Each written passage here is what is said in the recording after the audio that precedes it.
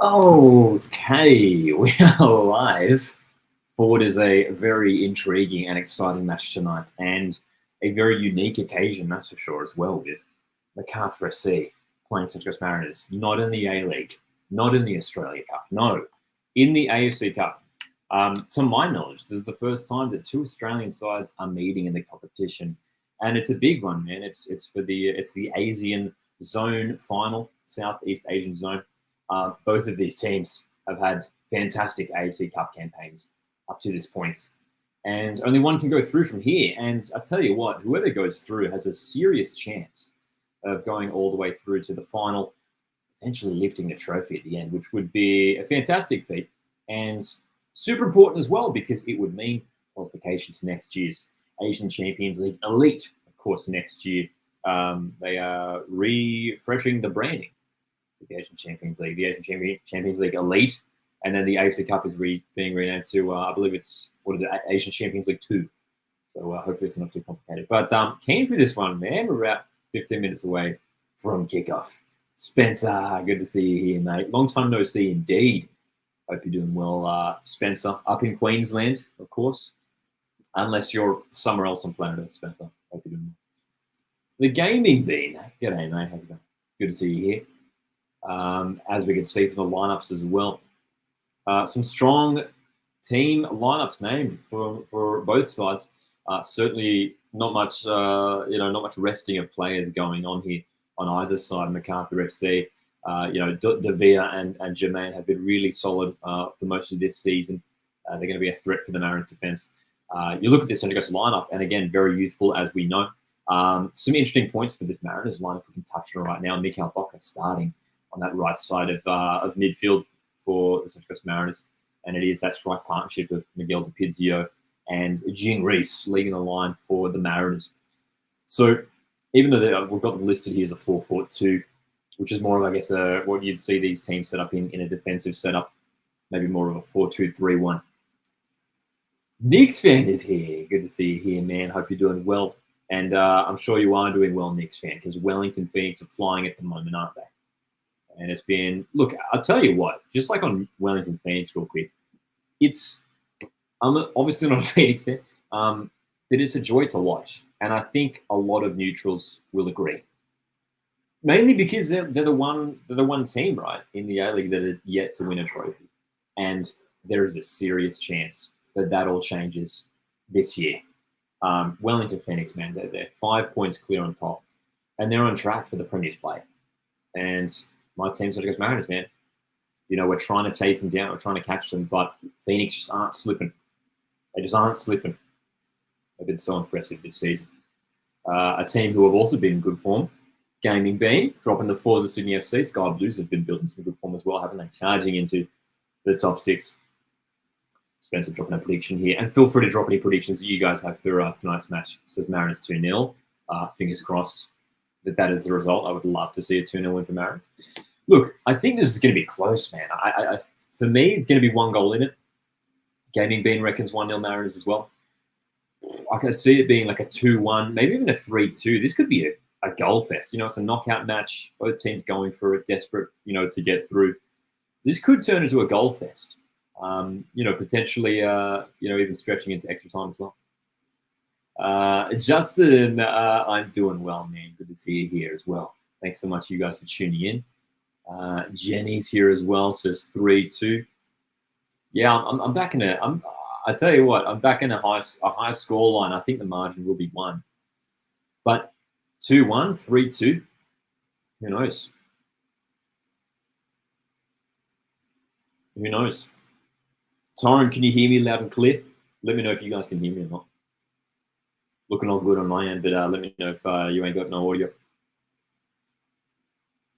Jenny's also backing the sentiment that there is going to be a lot of goals. I mean, you look at the players on the pitch for both teams, man. I mean, DiPizio and Reese provide a lot of pace and trickery. Jing Reese getting on the score sheet in last week's AFC Cup match for the Mariners. They defeated Non-Pen Crown at home. And, I mean, Jermaine and Devere, I mean, just those two providing so much goal threat. But it's those wide plays from MacArthur. I mean, Bernardo Oliveira, Rafael Borges Rodriguez on the wings real dangerous, man. And it was Bernardo Oliveira who grabbed the goal, his first goal for MacArthur on the weekend in that 2-1 loss against Wellington Phoenix. And he'd be eager to get on the score sheet once again here tonight. Central Coast Mariners, though, man, it's that back four that has been so solid this season as well. Which made me just realise Storm Roo is not number 2. It's most certainly number 15. We'll clear that up. Can hear you. I think it might be coming through the laptop of the webcam. Thank you for that, Torrin. Let's see if we can fix that up. Appreciate you guys, man. You guys are always looking out for me.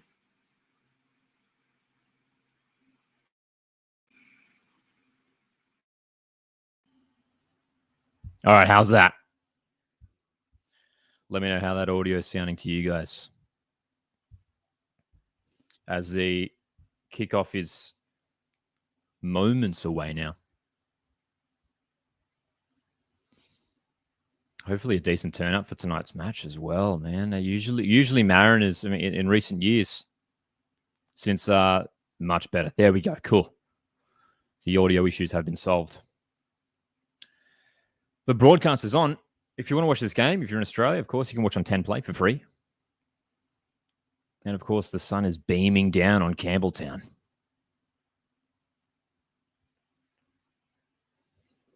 The positive around MacArthur this year is that their crowds have been growing, hey? The crowds have been growing steadily. According to the it's still 29 degrees in Campbelltown right now. A little bit warm. But both of these teams have, of course, accustomed to playing in the heat. Look, oh my God, dude! They're showing the Mariners fans in that far corner, and there's a giant cutout of Jacob Farrell's head. That's fantastic. As if you look at the Mariners away end, like on one of the poles behind the fans, there's just a giant cutout of Jacob Farrell's head. Keep an eye for it. That's fantastic. I love it.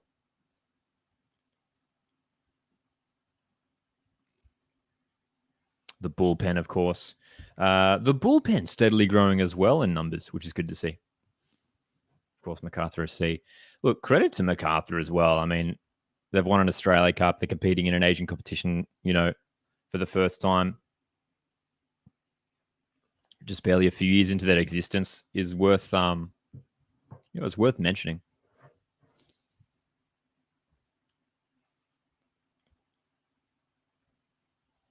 Let's fix up this lineup. Kickoff moments away. Going to bring you all of the reaction, all the discussion. Would love to get your thoughts on this match as it unfolds. If you want to get some mates in the chat, feel free to share the link. And if you want to support the stream, consider hitting the like button. Greatly appreciate you guys being here, man, tuning in. This is the first watch along we've done in some time, and I picked this one out as one that I really wanted to do, man. I was really excited for tonight's one. An all A-League matchup, AFC Cup knockout match. A very unique fixture. A very, very unique fixture. Worth mentioning as well, of course, both of these teams tonight, with the AFC Cup, you get to name a massive bench. So both teams have I think it's almost like 10 players or something on the bench. So there's some opportunity, some young players on both benches as well who could make an impact. We saw Bailey Brantman made a decent cameo appearance in last week's AFC Cup match for the Mariners and started as well in the A-League for the Mariners in that win against Western Sydney Wanderers.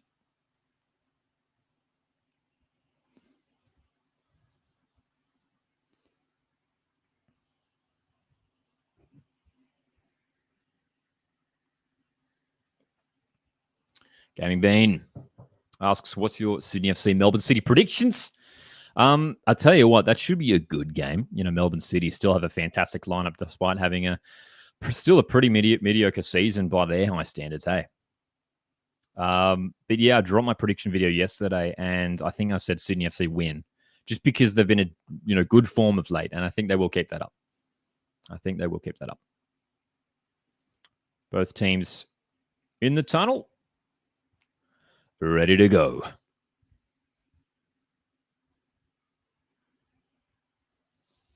Both teams, of course, in the AFC Cup kits. Mariners in the all-yellow strip. Not often we see an all-yellow strip from the Mariners. Actually, we've got, funnily enough, one of the shirts. This yellow jersey I have hanging up next to me is one of the rare times Mariners had the yellow top and yellow shorts for all those kit nerds out there, which I believe was the 16-17 season. MacArthur's AFC Cup kit. I was pretty underwhelmed when they revealed it. It sort of looks like a training kit to me. I'm not the biggest fan.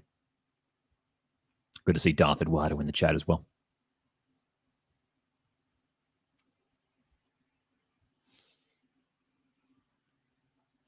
So,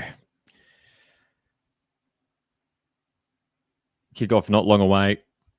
One of these teams are going to proceed to the AFC Cup final stages, just a couple games away from the final itself. One of these teams that ends here.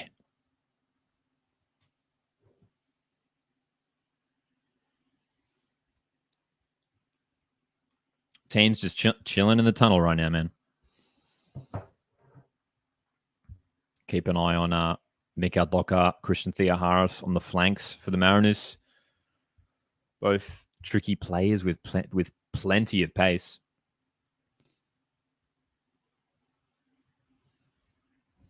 MACARTHUR FC as well. I mean, both of these teams really well balanced. You look at both sides and two good teams.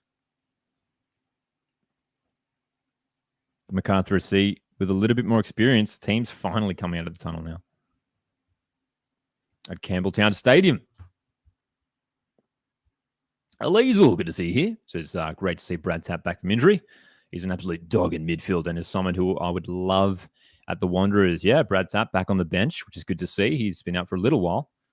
And he's someone, he made a couple of appearances early on in the season and he impressed.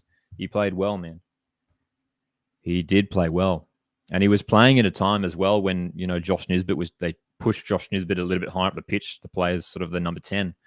And Brad Tapp slotted into that midfield. And I wonder if, you know, Mark Jackson will be tempted to do that again, maybe today, if Mariners are in a leading position and, you know, want to hold on to it.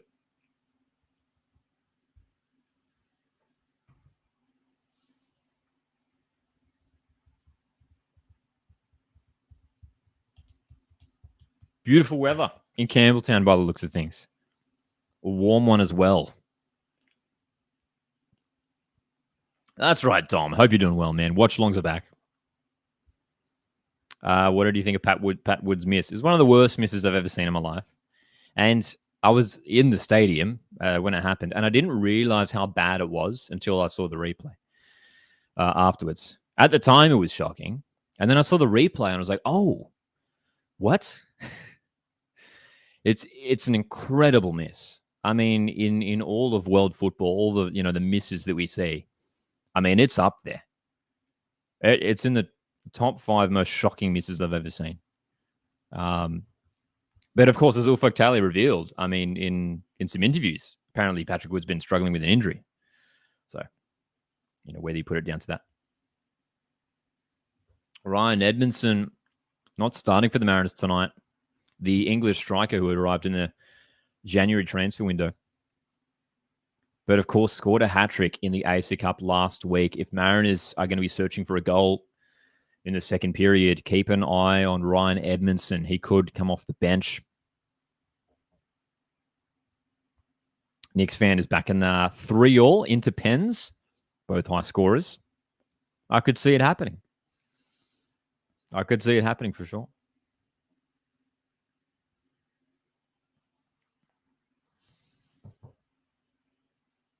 Here we go. Finally set for kickoff. This could be a long one, man.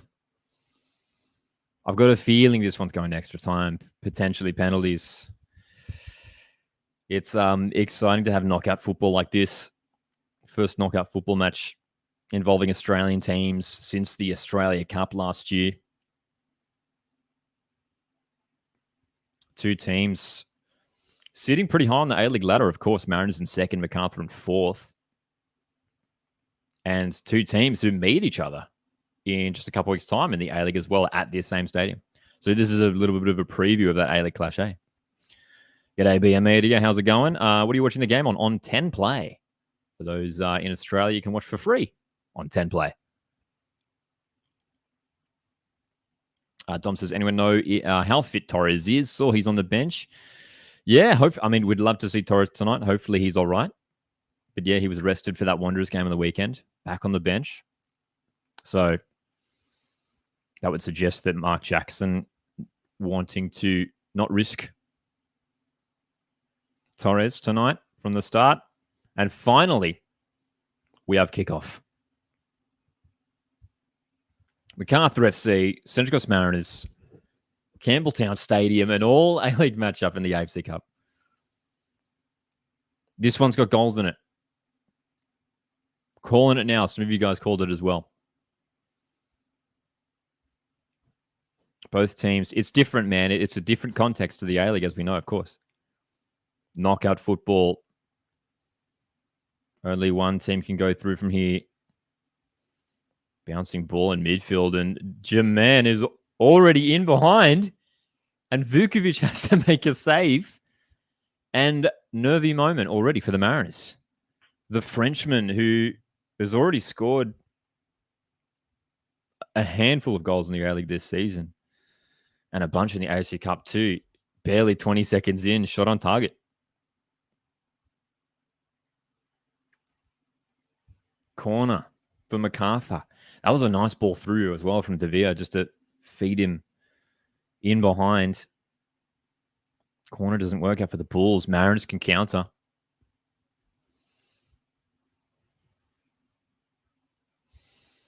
G'day, insert name here, who says, one day in the next 3 decades, I might see Perth in a tournament like this. Of course, we did see Perth in the Asian Champions League a few years ago. Hey, I'm sure it'll happen. Perth Glory, it's been a tough time in recent years, but it'll happen for sure. G'day, David. David, if you're in Australia, you can watch on 10 Play. And if for whatever reason you are unable to watch the match, I'll do my best to replicate the vibes. Corner for the Mariners. Within the opening couple of minutes, man, corners for both teams. Left-footed delivery is all right. Flicked away by Borges Rodriguez. Mariners retain possession, go backwards. Bright start for both teams.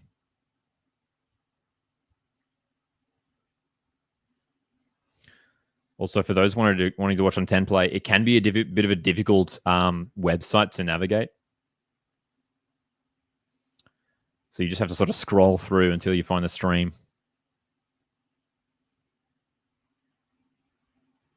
Some wayward passes already from the Mariners, who have a decent number in that away end. And you can see resting. Oh, no, dude, there's 2 giant heads if you look at the Mariners away end.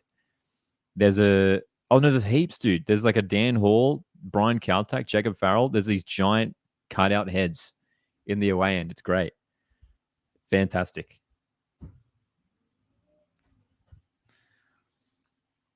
So, Central Coast Mariners just controlling possession of the back here after a bit of a hectic start to the match. 3 minutes in, 0-0.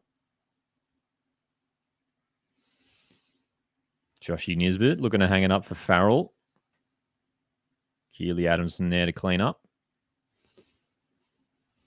Adamson, another one of those players who arrived in the January transfer window, was signed a few months prior to that, but has made that right back spot his own. That's a nice ball in behind. Thea Harris in the box. Great chance. Kurto with the save. Looked like it at least, unless the defender got a block. Thea Harris in behind. Great pass to get him in. Certainly looked like a save. Christian Thea Harris hasn't grabbed too many goals in his Mariners career, but would love to get on the score sheet again here. Another corner for the Coast. Justin says MACARTHUR really are stacking the midfield, making it hard for you guys. Yeah, in the pre-match press conferences, Bulls midfielder Jake Holman spoke about how he reckons they had the Mariners figured out pretty well. These two teams faced off pretty early in the season. From memory, I think it was round 2, the Bulls getting the win on that occasion. Of course, the Mariners have gone on an incredible unbeaten streak since then. That undefeated streak, of course, ending a couple weeks ago to Sydney FC. Love this comment from Knicks fan. It says, did a bit of math. If MacArthur win, they can buy roughly 10,000 cowbells with the 150K prize money. There you go. They should just, you know what they should do? They should do what they do in like the NBA and stuff, right? Where they should just like put a cowbell on like every seat. Just everyone. I mean, it would be it would be a horrendous noise, 10,000 cowbells. But well, I don't mind it. I know the cowbells annoy a lot of people, but it's unique. It's unique, and I think we need more unique things in Australian football to set us apart from the other codes, you know? So if it's going to be cowbells, then it's going to be cowbells.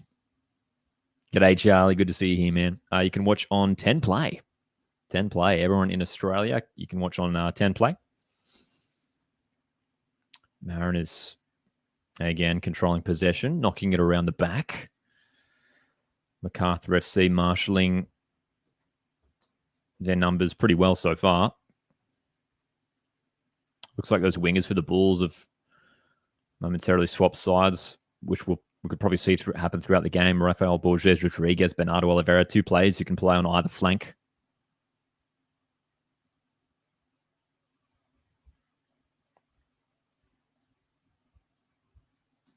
G'day, Vedant from India. This is watching from India to know Odisha FC's opponent, of course.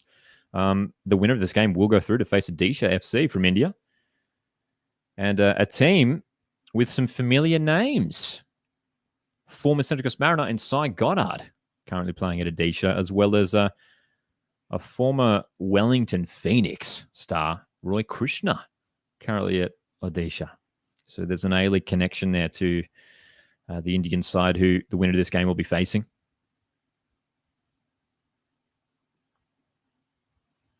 Dom says going to MacArthur next week, hoping to get amongst the cowbells.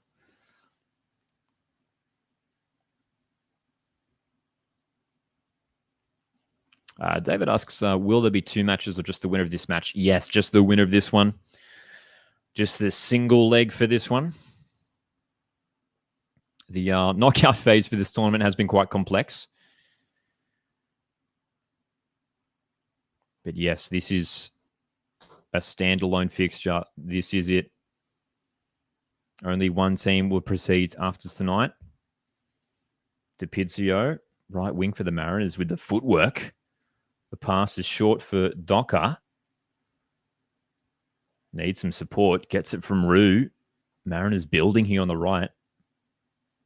Docker delivering. Pretty easy clearance there for Yerman. I like Mikael Docker, man. I think he's someone who's still sort of settling in, you gather. And that is most certainly a foul by Storm Ruan-Jermaine. He collects the French striker, and that's the first booking. 8 minutes in, yellow card to Storm Rue. Let's have a look at the replay. Definitely a foul, that's for sure. Not sure about the yellow. I mean, he was nowhere near winning the ball, but certainly wasn't anything dangerous from Storm Rue.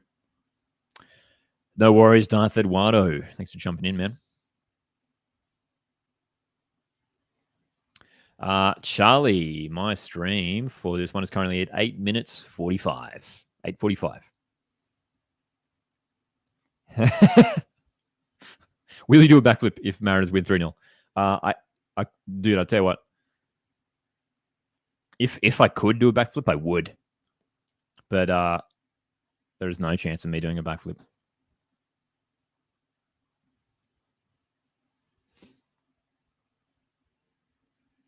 Jacob Farrell in some space here. Can he find someone? Yerman pokes it away. Jacob Farrell. Good little opportunity there. Thea Harris in the box. And this is going to be another corner for the Mariners, who are starting to really control and dictate this match.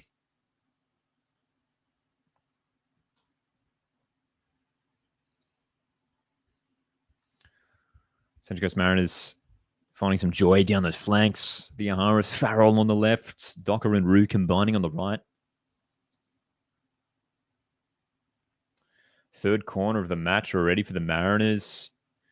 As we just tick by the 10-minute mark here. 10 minutes in. Maxi Ballard to deliver. Delivery's all right too. Headed away though. To Pizio to whip it back in. Don't mind the delivery. The header isn't great though from Dan Hall. And Philip Curto has fluffed this. And it's going to be a fourth corner for the Mariners. What happened there? I looked away for a second. And did he just walk the ball out? Philip Curto. The bounce caught him off. One of the more underrated keepers in the A-League for me, Philip Curto, the Polish goalkeeper. Made some huge saves in that big win away to Melbourne Victory a couple weeks ago. He's been in the A-League system for a few years now. First at Wellington, then at Western United, now MacArthur FC for the last few seasons. Maxi Ballard to deliver Mariners' fourth corner of the game. Short for Nisbet.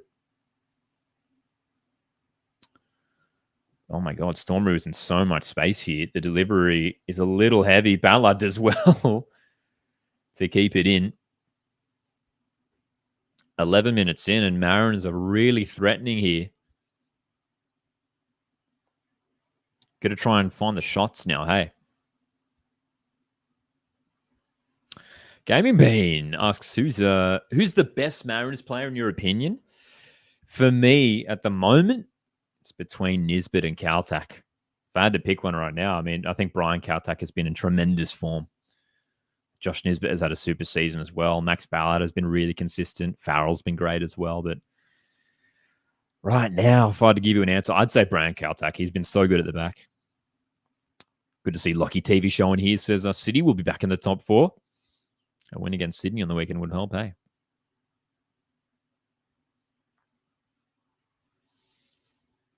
.12 minutes in. MacArthur 0. Mariners 0. It's the away side who are enjoying possession.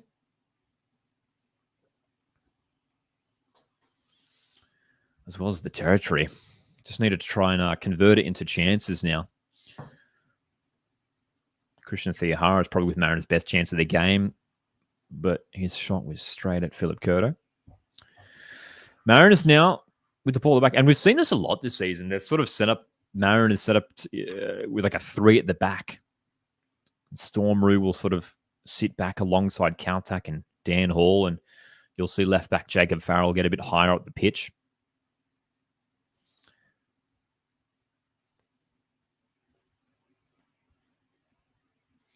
An interesting tactic that has been pretty unique to Mark Jackson. It's not something we saw last year from Nick Montgomery. That's a fantastic switch of play. Docker on the right wing for the Coast.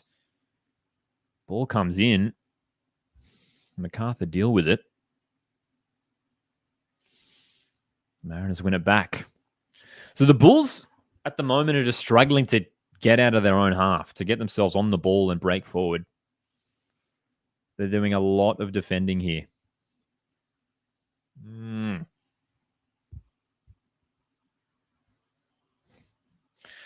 Hello, Bruno from Brazil. Thanks for tuning in, my friend. Apparently, Paramount, Lockie here in the chat says, apparently Paramount are not taking part in the A-League for the 2024-25 season.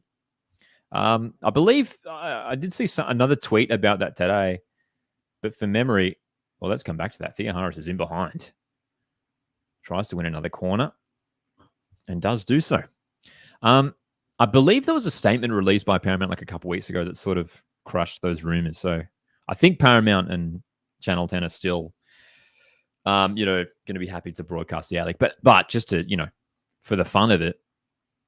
A Foxtel suggesting it'll go back to Foxtel. I think Lockie's suggesting there.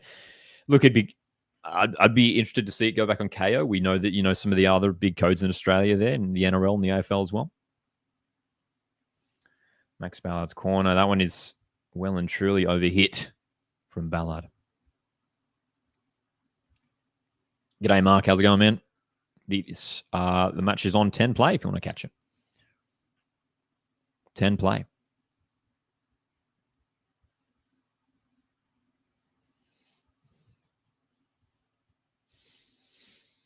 Central Coast Mariners applying that high press as MacArthur try to play it out of their own half. And again, it's coughed up by the Bulls. Central Coast Mariners really squashing the Bulls, but Rafael Borges Rodriguez wins it back well. Driving forward on the counter. De Villa. Rafael was looking for that 1-2. Didn't get it.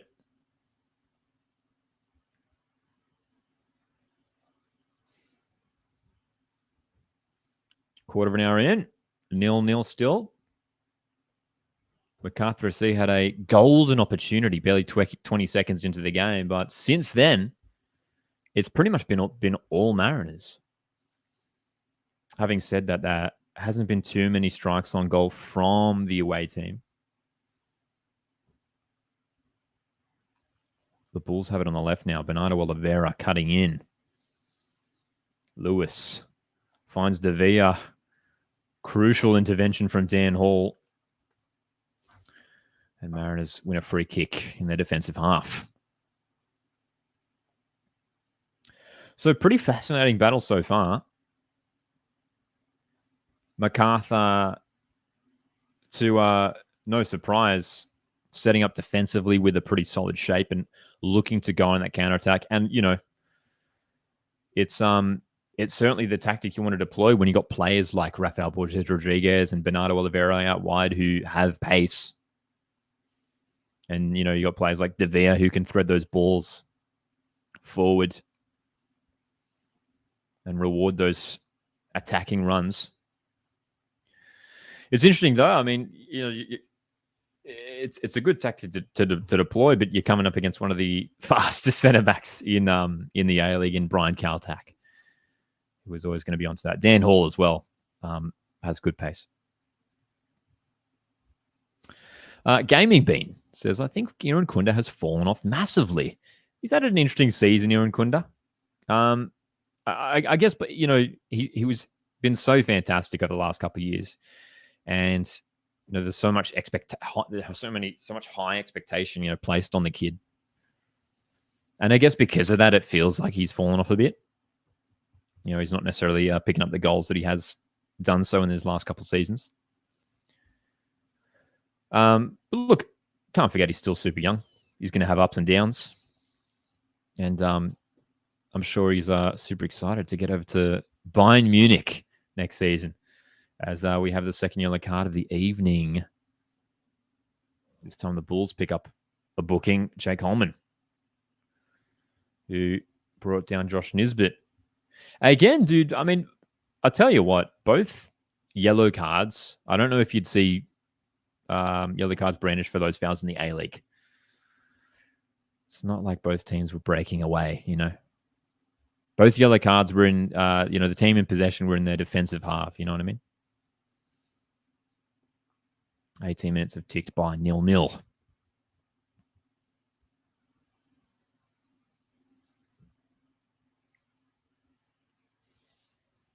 Mariners dictating the pace of the game. Kaltak. Oh my God, dude. Ryan Kaltak just had a shot from like 40 meters out. Oh, boy. Yeah, man. Of course we'll do Griddle at halftime. We'll definitely do Griddle at halftime.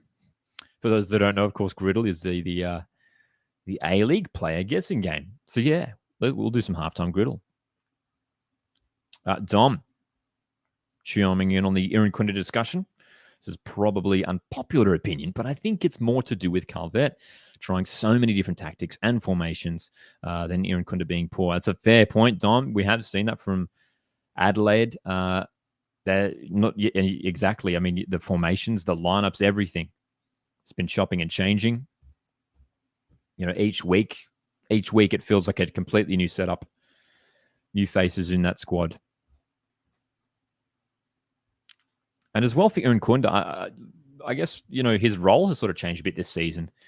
From the start of the season, he was in the starting 11 pretty much for those first few weeks, sort of back on the bench for a bit, and where he really exceeded when he burst onto the scene at Adelaide was as an impact player off the bench, So, I mean, is he going to have the same effect in games if he's, going from the start? I don't know. Look, regardless, we can't deny, of course, he's obviously a super talented player with massive potential.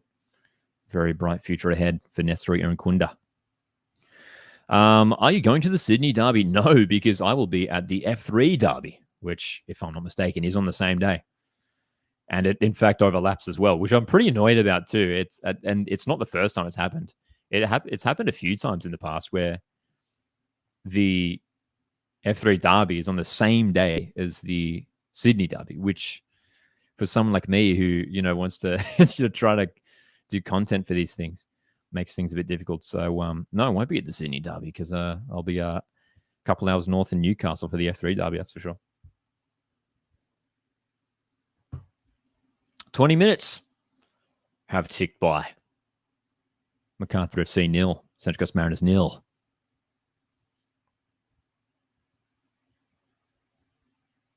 Credit to the Bulls. Staying organised in defence. Not allowing Mariners a way through. Central Coast need to try and find a way to get their front men on the ball. Miguel DiPizio is someone who can, break through the lines, take players on. We haven't seen too much of Miguel DiPizio at this stage. He's drifted out to the right now, DiPizio, and here's Docker, who is going to feed it through for DiPizio. Great challenge by Holman to cut it out.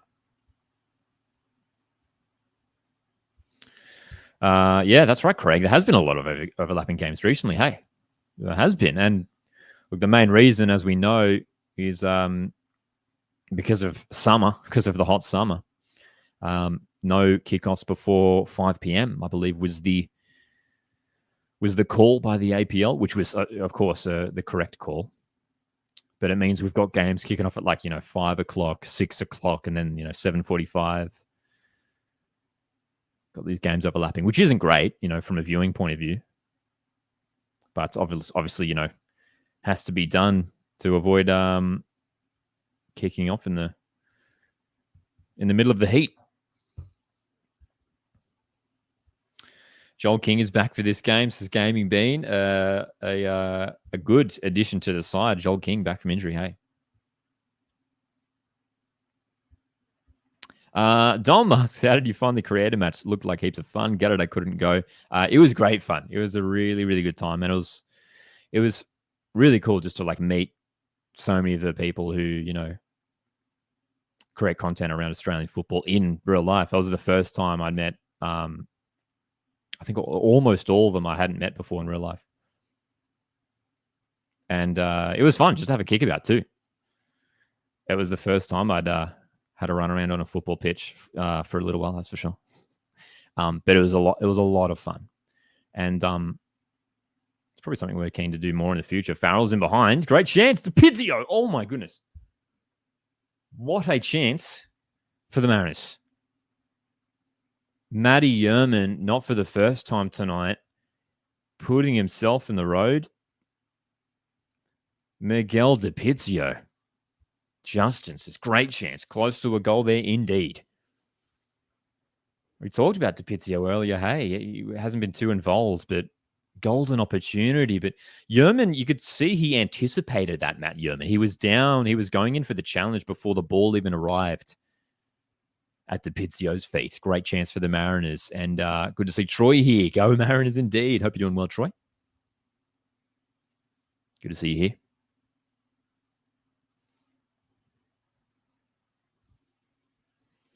Farrell on the left for the Mariners, delivering towards Reese. Bouncing ball. Wooscock concedes the corner. So it goes Mariners. Slowly starting to pull MacArthur's defense apart. Matt Yerman called in to action a moment ago to deny DiPizio. Max Ballard over to take the Mariners' 6th corner of the game so far. Already 6 corners after just 24 minutes.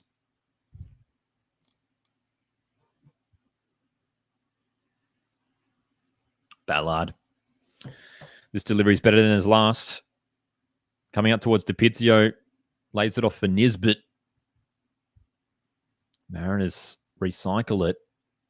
Farrell, can he find someone? The cross is all right. Towards Caltac. Header, nowhere near the target, unfortunately. We are repping the Mariners away kit today, which I haven't worn on stream, I think, for a long time. This one from a couple of years ago. Season before last. Troy says, I've been to all our recent home games. We were lucky to have so many at home, and we are still in great form. Yeah, man. Especially the first sort of few months of the season, we had a ton of home games, hey? Especially as well with the AFC Cup. And not too many home games remaining for the Mariners after this. Only a few. After this, Mariners have a tough run of away fixtures. Mariners away to Melbourne Victory this Sunday. MacArthur FC have an away fixture to Newcastle Jets on the weekend.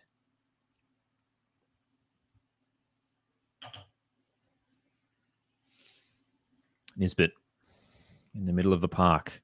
That's a beautiful pass out to Farrell, who made the run. Farrell in the box for DiPizio. Follow up from Nisbet. The challenge is awarded a free kick. And I tell you what, the referee, he thought about it for a second. You could see he didn't call it instantly. But De Villa adjudged to have brought down Nisbet. The replay, yeah, that looks like a foul. I don't think De Villa got the ball there. 4th foul of the match committed by the Bulls. Mariners have only committed 1 foul in the opening 26 minutes. So, this is an opportunity for the Central Coast from a set piece. Free kick.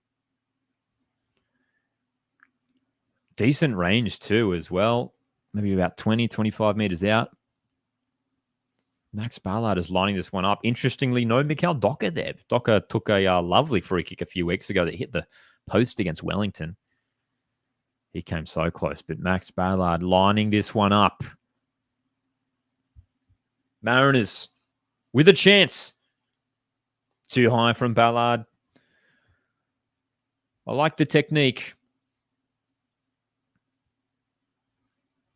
Too high from Maxi.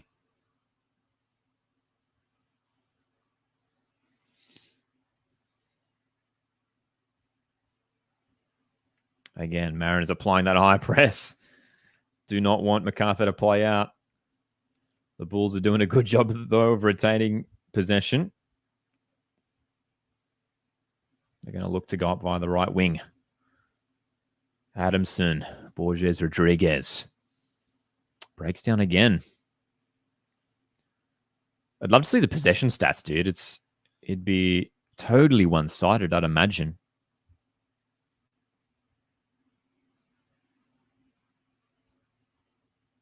Because it's the Mariners who have really been dictating things for much of this match so far.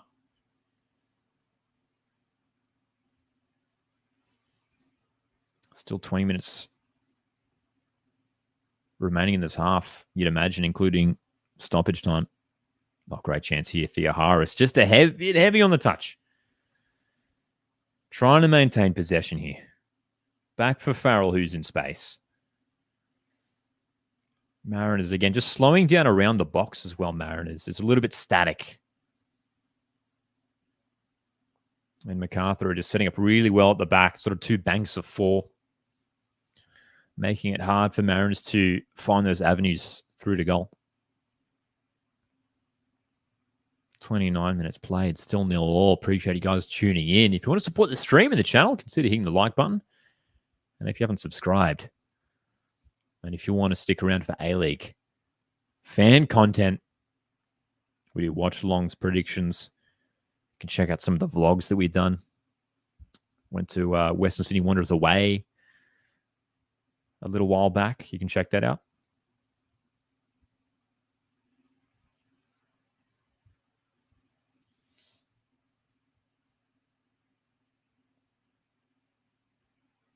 Not the biggest crowd in attendance for this midweek fixture. Plenty of Mariners fans in the crowd. If you look around, not just the away end, but all around the stadium, you see yellow dotted around the ground. Troy, is this any news on the Torres injury? Well, he's back on the bench tonight, which is a positive. So that would suggest that he is on track, recovering well. But yeah, he was rested. He was not involved in the matchday squad on the weekend against Wanderers. So yeah, hopefully he's all right. We'll see. We'll see if Angel takes any part in tonight's contest. Here's De Villa for the Bulls. Can he work his magic? Well done, Theoharis, winning it off the Mexican, but he gives it away. Lewis, long ball. Tell you what, that was almost on. It was Bernardo who was getting it behind. MacArthur still on the attack here. Half an hour played. Mariners deal with it. If I'm not mistaken, still one shot so far this game for the Bulls, hey? And that one shot came from Valerie Germain within the opening seconds of the match. Since then, it's been really slim pickings for the home team, hey?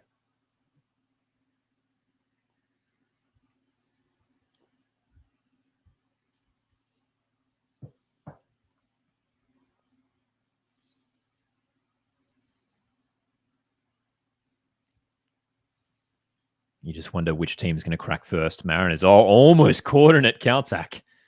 Dangerous play at the back. Oh, boy. A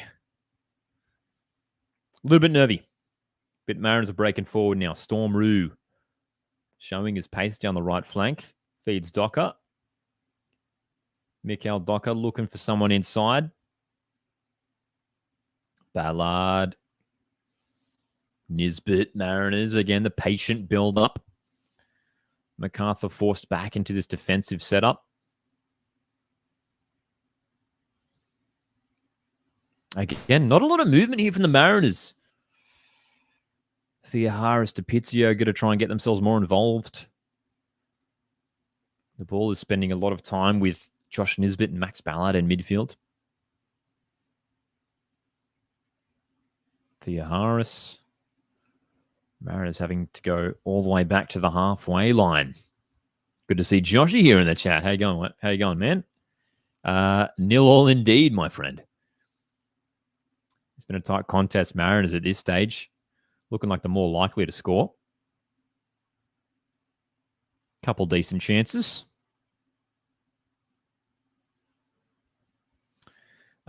Yes, indeed, Troy. Yes, as you mentioned there, Vuka making the 150 matches for the Mariners, which is a fantastic achievement.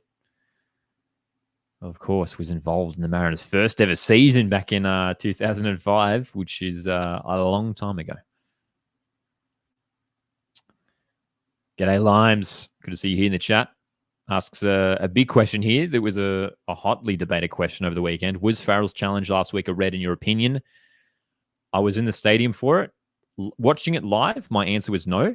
Watching it afterwards on the replay, my answer is yes. Yes. It appeared on the replay that his studs were up and made contact high up enough on the leg for me. Just on the ankle. Just on the ankle. But for me, based off what we see in the A-League, I think it's a red. Yeah. It's come from a Mariners fan, man. Yeah. So I think it was red. Justin says, every time I watch Sunshine Coast Mariners, Ballard just goes about his job. Bit of an underrated player. Absolutely, dude. And he's been doing it for the last few years.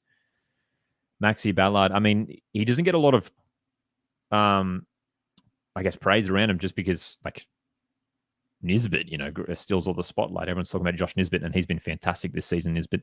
But Max Ballard, his combination with Max Ballard, I mean, they're one of the best midfield duos in the league for me. And I'd be saying that if I wasn't a Mariners fan.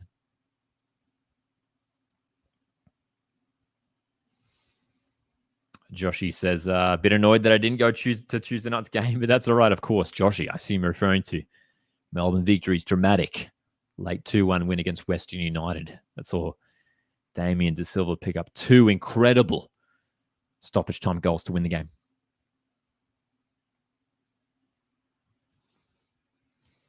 Ballard to take yet another corner for the Coast. Can they make the breakthrough? Flicked away for a throw.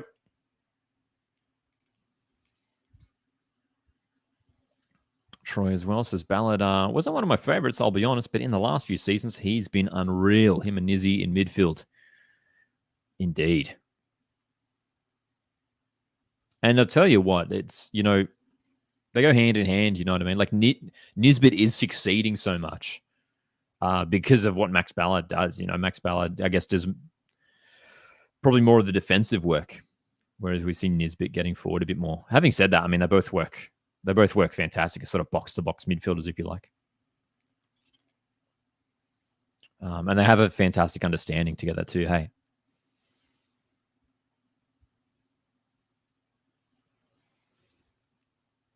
Dom asks, what's the reasoning behind the different sponsors for the AFC Cup? Just to help cover travel costs? It's a great question. I'm not sure what the exact answer is. I assume you're talking about like the shirt sponsors. I think it's just a chance to to get another sponsor on board. MacArthur, Adamson in behind. Ball bounced up. And Mariners can get this one away.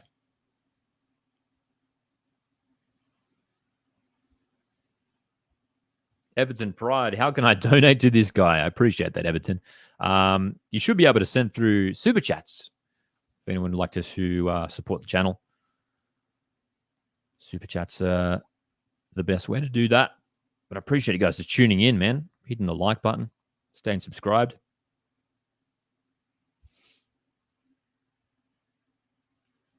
So, less than 10 minutes remaining in the second half. Is there a goal on the way? If it's coming, you'd probably expect it from the Mariners. Storm Root down the right. Delivering. Bounces to Thea Harris for Farrell. Oh, dude. Was that a shot?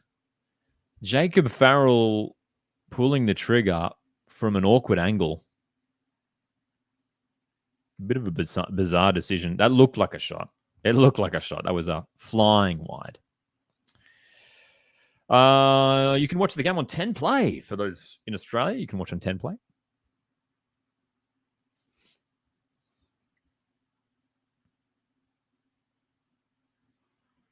Appreciate it, Joshy. Thanks for tuning in as always, man. Good to see so many regulars here in the chat and some new faces in the live chat as well. Appreciate it.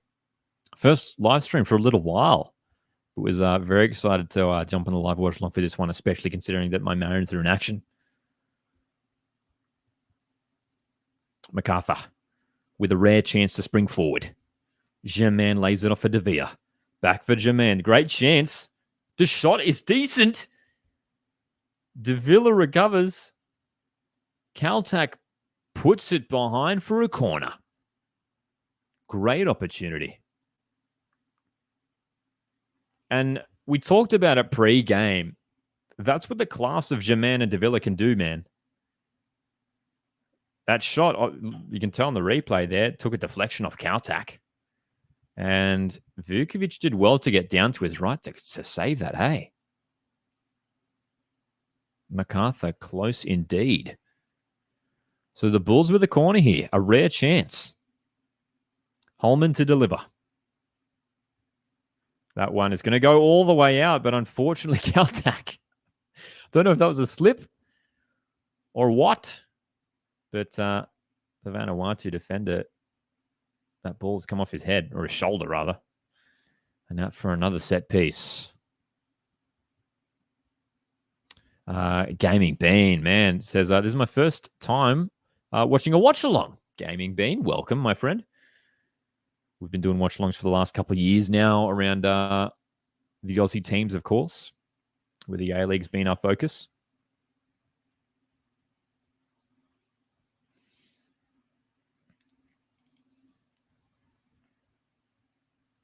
Referee just having a chat to Matt Yerman. Dan Hall in the box. This is a crucial chance here for the Bulls. They haven't had many chances this first half. If they grabbed a goal here, it would be huge. Lewis, that delivery far too close to Danny Vukovic in goals for the Mariners. Vukovic called into action a couple times this half. That was certainly one of my favorite watch-alongs as well, Troy. Says my favorite watch-along was the Peru v Socceroos game. That was a great morning, I should say. I think that one started like 4 a.m. or something like that. 4:30. And I think it went for almost 3 hours. Obviously, we had the penalty shootout. And yeah, that was fun. That was fun. That's why we do it. That's why we do it.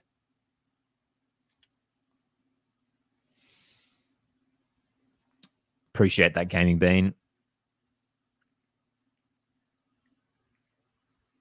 Plenty of big games coming up remaining this season. So, yeah, if you guys want to keep up to date to the watch-alongs, best way you can do that is make sure you're subscribed. Valerie Germain, foot race with Dan Hall, wins the throw. Villa in the box, goes down. He's asking for it. He's asking for it. It didn't look like a foul.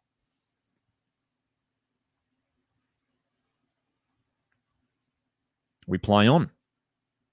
41 minutes played. MacArthur 0, Mariners 0. The game just starting to open up a little bit towards the end of this first period. Nisbet in the box. Smart pass for DiPizio. Farrell on the ball. Again, Mariners choose to slow it down, which they've done a number of times here when they've had possession. I like that pass, though. Jing Reese. The turn and the strike deflected out for a corner. Jing Reese, limited opportunities. You just wonder if Mariners manager Mark Jackson is considering bringing on someone like Ryan Edmondson or Alu Kowal to provide a bit of a different dimension to the attack in the second half. Of course, Angel Torres is on the bench. Ronald Basilus as well. This corner is going to be halted because Clayton Lewis is on the floor and in some pain.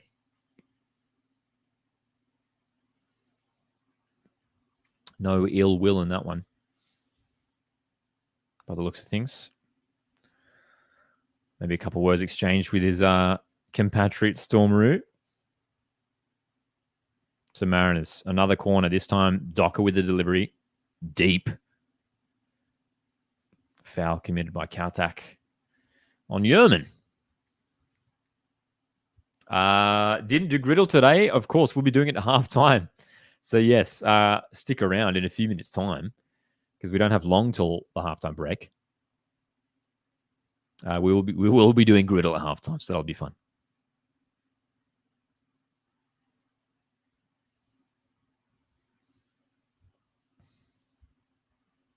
Dom asks thoughts on Bailey Brantman's performances so far this season. Yeah, he's been bright so far. Hey, his bench appearance last week in the AFC Cup, I thought was good. Was very lively, and was surprised to see that he was rewarded with a starting spot in the lineup against Wanderers. I thought a couple of times he was caught out defensively against Wanderers. He was playing on that right side of the midfield. But look, for someone who's, only 18, he's showing plenty of potential already.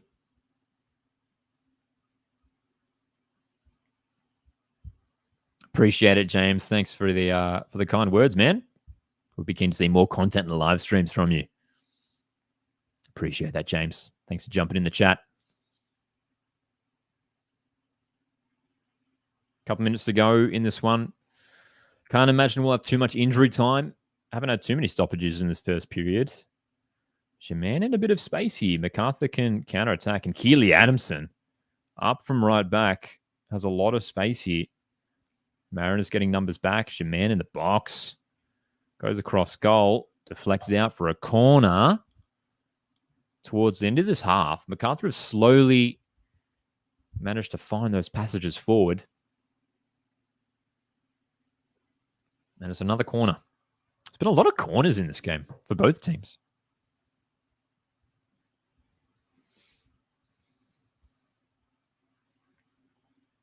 I definitely think we'll see a few goals in the second half. Yeah. Quiet first half, but I think the goals will come for sure. Initial corner for the Bulls is deflected out once again.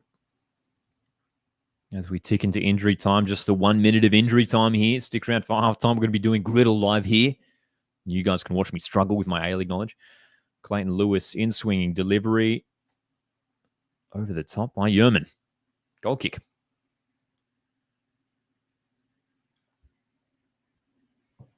G'day Teo in the chat asks, what round of the AFC Cup is this? This is the ASEAN Zone Final. Both of these teams winning the zone semi-final matches. And these are the two top teams from Southeast Asia in the AFC Cup this year. Who do you think will do better in the next round if they win this? I think both teams have a serious chance of going pretty far in the tournament.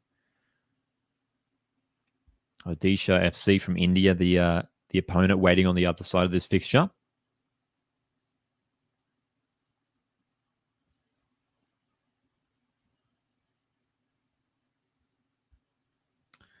Charlie asks, I think it'll go to pens. It could well do so. I said pre-game, if it's going to be a win, there'll be only a goal in it, I reckon.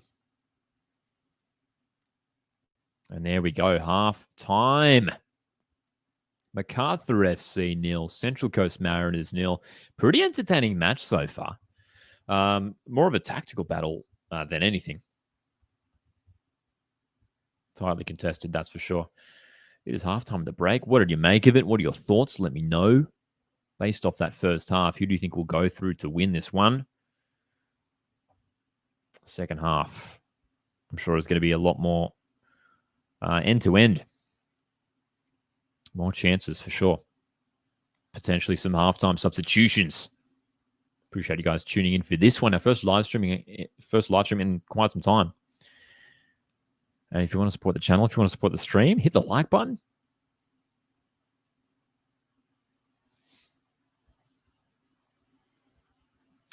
Everton Pride asks, does it go to penalties or a second game? It goes straight to penalties, as far as I'm aware. Yes, it will go to penalties. This is the one and only fixture for tonight. Plenty of Mariners fans in attendance, as they're showing on the broadcast. Good to see.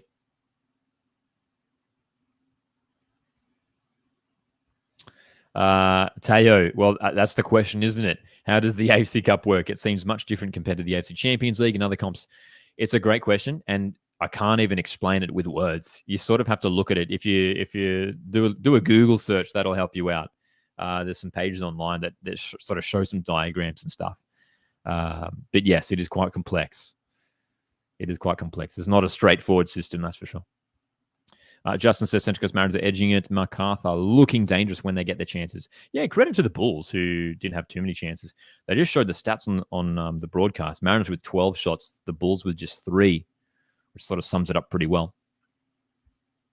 So yeah, towards the end of that half there, MacArthur almost got him behind a couple times. Hey? Dom says absolutely choked on Griddle. Yes, let's pull up Griddle.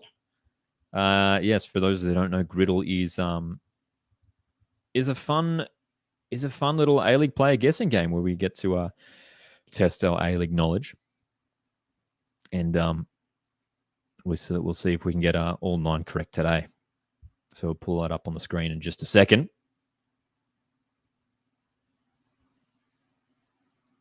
Charlie, do you think Goss's team in this one look alike? I see where you're coming from there, Charlie. I see where you're coming from. A little bit, both sort of regional stadiums. But of course, the beautiful Industry Group Stadium by the water.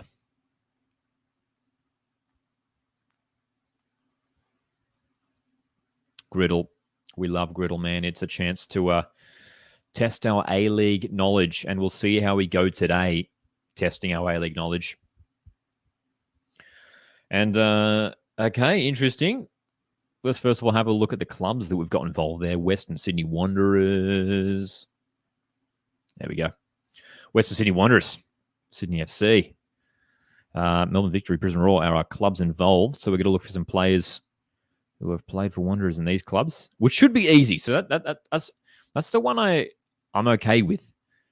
But then we're looking for players who have got 5+ penalties scored, not including shootouts. And then players who have picked up 30+ yellow cards, which is plenty of yellow cards. That's a lot of yellow cards. John, good to see you here in the chat, mate. Says AFC Cup is very complicated. Look up the 2023-24 season of the AFC Cup on Wikipedia, and it can explain the knockout stages. She said that, John. MX, good to see you here in the chat as well. Says today's wasn't difficult. Got 6 out of 9. Missed 2 easy ones. All right. Here we go. Riddle time, y'all. So I like to start with the tricky ones. 5+ penalties scored.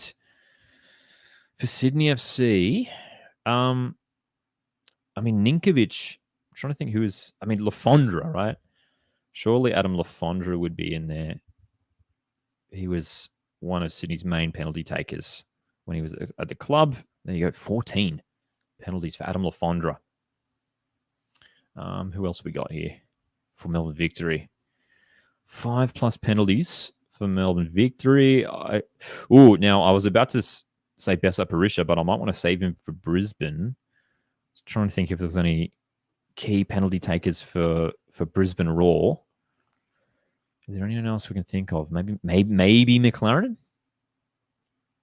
Maybe McLaren for Brisbane? Maybe we should go Archie Thompson. I'll tell you what, look, we're gonna go Archie Thompson here. I'm not super confident. Damn, none. Wow, dude. Archie Thompson, 0 penalties scored for Victory. There you go. Bessart Barisha. Hopefully this one's correct for Brisbane. Surely, right? There you go. There you go. Just 6 penalties for Brisbane. Good to see Butter in the chat. How's it going, mate? 30+ yellow cards for Sydney FC. Pretty easy one. Ryan Grant has surely got that many. 54. There we go. Melbourne Victory. The easy answer here is surely Lee Broxham. Lee Broxham has picked up 80 yellow cards. And for Brisbane Roar, I think, again, another pretty straightforward answer would be Matt Mackay here, who, again, there we go, 38. Okay. Just the one incorrect answer so far. We slipped up on the Victory. I'm curious to see the answers here for Victory's penalties. Okay, we're looking for... there's been plenty of players who have played for both Sydney FC and Wanderers. There has been many. And one of them is Andrew Redmayne. Andrew Redmayne. Melbourne Victory and Western Sydney Wanderers. There's been a blunt bunch there as well. Let's go Reece Williams. Reece Williams. And then Brisbane Wanderers. I'm sure there's been heaps and heaps of players who have played for both clubs. Who should we go for?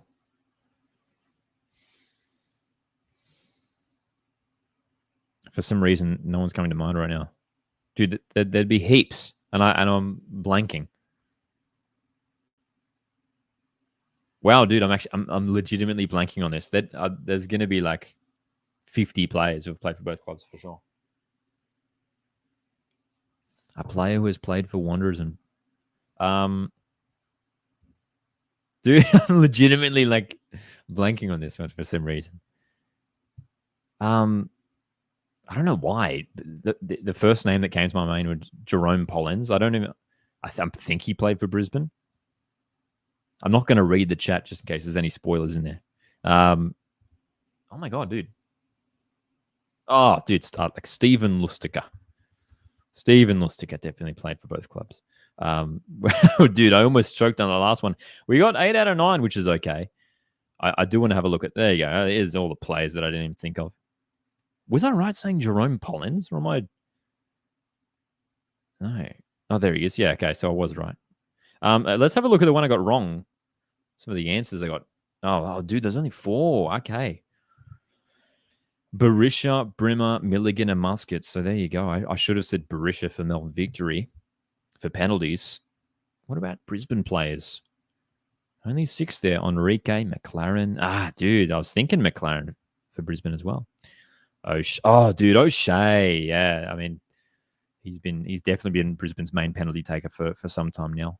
Reynaldo and Van Dijk. Those are 2 throwbacks from some of the earlier seasons. Oh, boy. Dimi Petranos, yep, for Brisbane and Wanderers. That definitely could have worked. Borello, yes. William, I should have thought of that for sure. For Brisbane Wanderers. Tayo says Barisha for Victory and McLaren for Brisbane would have worked. I said it too, dude, didn't I? I was like, maybe I should do McLaren for Brisbane, but I wasn't super confident on that. But hey, we'll take it. 8 out of 9. 8 out of 9. I'm just surprised considering how many games Archie Thompson has played for Melbourne Victory. I'm just surprised that he hasn't got more penalties. Like he hasn't scored a single penalty for Melbourne Victory. That's shocking. It's really, really surprising. Really surprising. So how do you guys go on Griddle? Let me know. Let me know.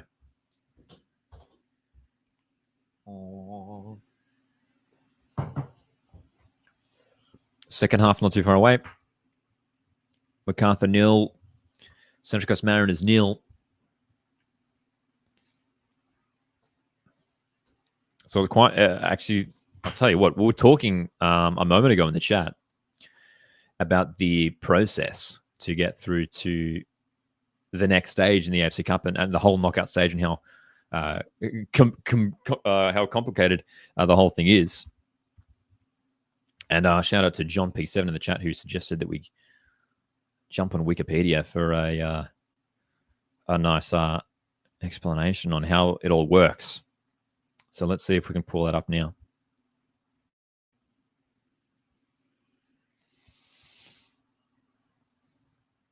Charlie dropping his Griddle answers here. Rodwell, Bobo, Grant, Brillante, Brimmer, Broxham, Borello, Barisha, Mackay. A lot of B's there. Well done, Charlie. Well done. So certainly quite a complicated system. And I guess to be fair, you know, it's tricky with Asia because it's such a big, big area. It's different to, Europe where, things are relatively closer compared to Asia. And both of these teams have had to travel far distances already in this tournament. But let's pull this up. So this is coming from Wikipedia. You can just check it out on the AFC Cup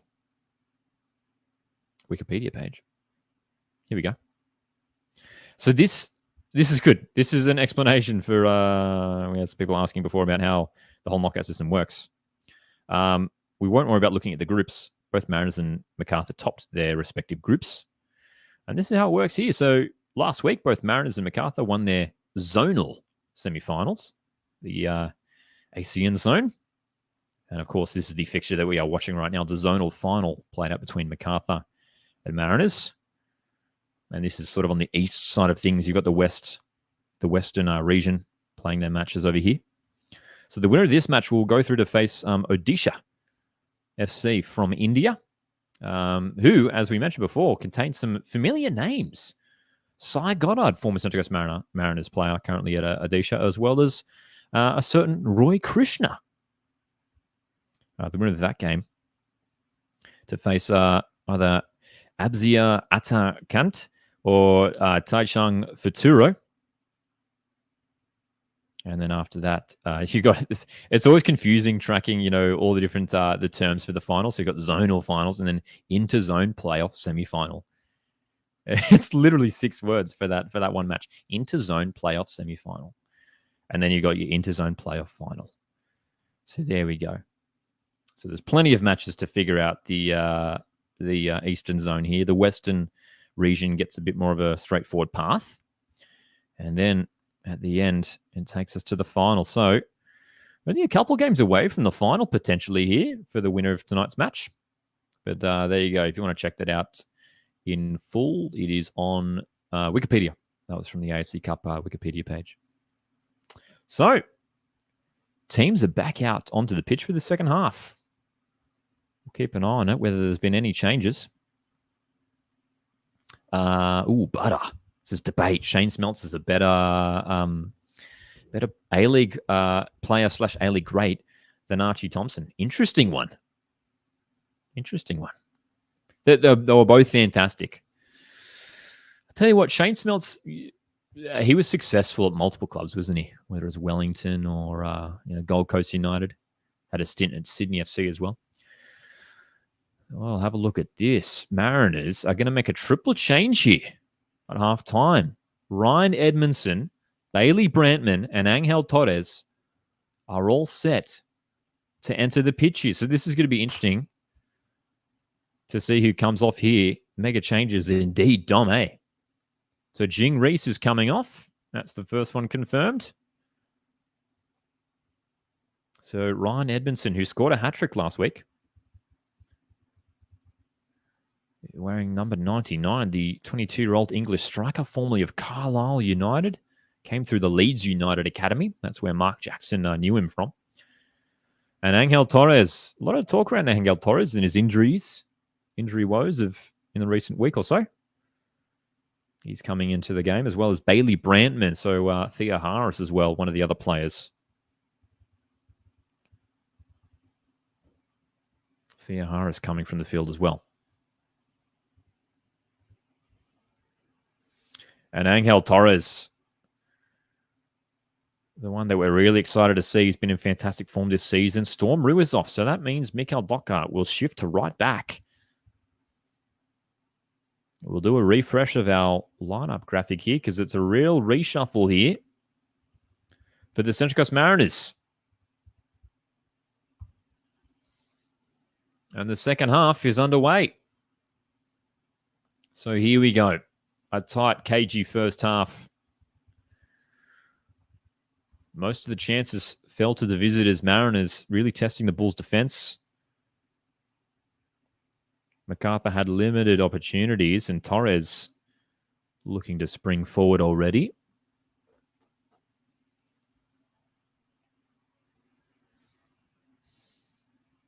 So it's an interesting move there from Mark Jackson to make so many changes. You wonder if, maybe there's a thought about the victory game on the weekend. We know Mariners got a short turnaround. Just in 3 days' time, they've got to fly down to Victoria and take on Melbourne Victory, which will be a tough match. So maybe there's a thought of resting players. But of course, still a strong lineup on the field for this one.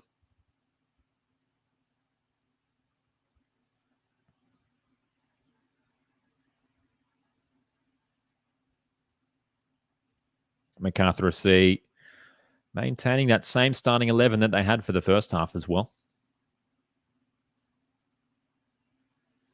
So we'll see if these changes can help Mariners make their breakthrough in this second period and potentially into extra time if this stays as it is, of course. We could even be ending up at a penalty shootout come the end. Angel Torres looking to get himself involved early here.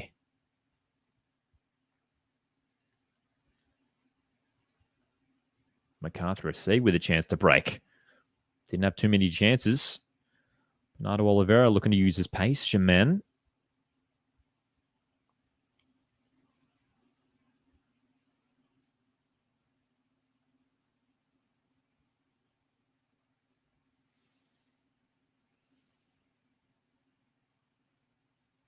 Central Coast Mariners been one of the best sides defensively in the A-League this year.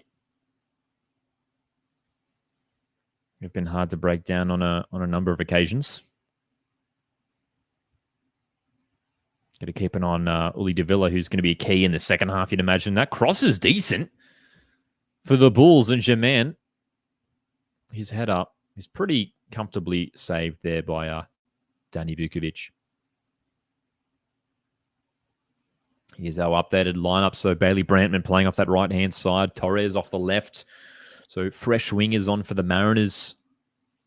It's Ryan Edmondson, who's onto the pitch as well, looking to add to his 3 goals that he scored in the AFC Cup last week.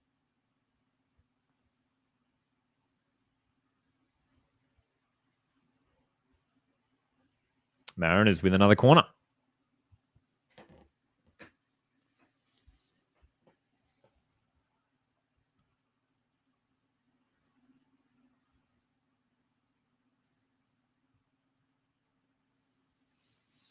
Tom says, I think Jed Drew is someone who's really going to change the game when he comes on. Definitely, Jed Drew with his pace, his trickery. And he scored a few goals in the tournament, hasn't he? So definitely someone I think we'll see come on, especially if MacArthur still haven't made the breakthrough in the second half. G'day, Danny asks, is it a 2-leg playoff? No, this is just a standalone match. So whoever wins goes through. That is it. It is a single match. Justin, it's a good point. Yep. It says the changes have livened up the game a bit. Probably a bit cooler now as well. Yeah, they said around kickoff it was still 29 degrees Celsius. Edmondson trying to get around the back. Great chance. Love the energy. And he's shown that already in the few games that he's played for the Mariners. Ryan Edmondson. He's a tall guy, but he's happy to take players on. And with each game, he's gotten more and more involved in the play. A bit more comfortable. He was trying to force his way through there.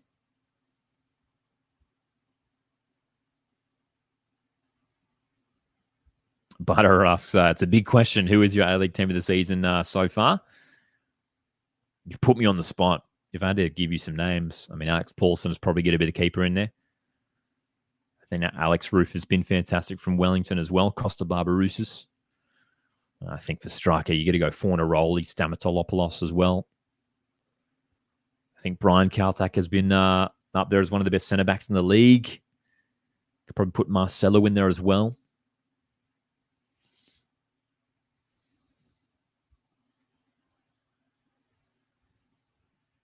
So Jacob Farrell looks like he's had to go through a jersey change here. He's now wearing number 82, so potentially you can imagine there's some blood involved somewhere. Jacob Farrell wearing a new kit number.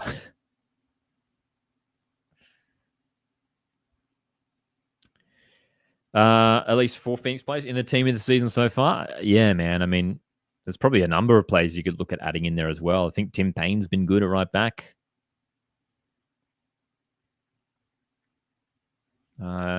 Even their defenders. I mean, Scott Wooten and Finn Sermon really underrated. Božidar Krajev has been good this season as well for the Knicks.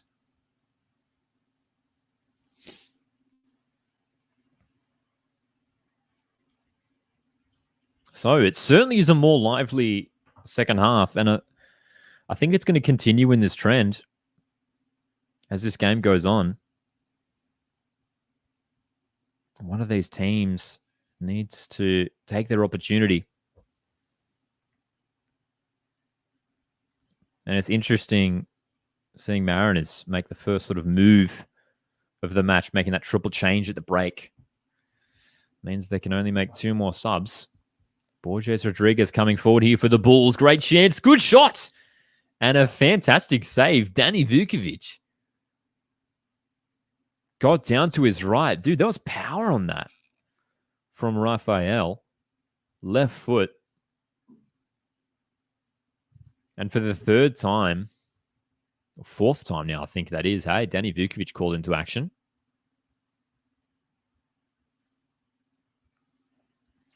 Nama, good to see you here, mate. How you going? As well as Brock. Brock's here as well. I've been well, man. Good to see you. First corner of the half for the Bulls, claimed by Vukovic.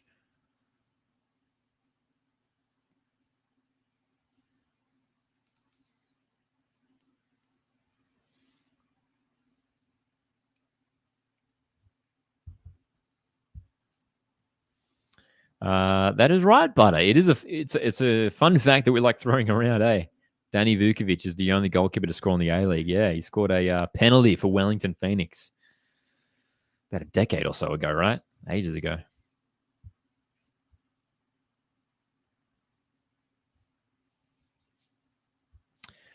Craig asks, are there more Knicks fans or Mariners fans on this stream? We do get plenty of Knicks fans in here. I don't know what it is, but yeah, man, we always get a lot of Wellington fans in here. And look, they're out in numbers this year. They're doing so well this year, Wellington.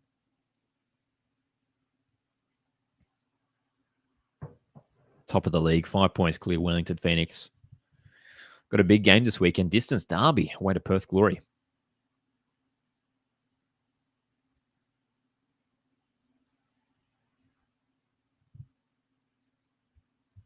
MACARTHUR FC. Showing a little bit more adventure in the second half as well. They were having to do plenty of defending in that first half and didn't have many chances to break forward. And were struggling to break forward too. The passes were a little bit wayward. But they're creating more opportunities here, MACARTHUR, and committing more numbers forward too. When they get forward, as we're seeing now, Keely Adamson up from right back. Borges Rodriguez looking to deliver. Mariners clear it. Bulls still in possession.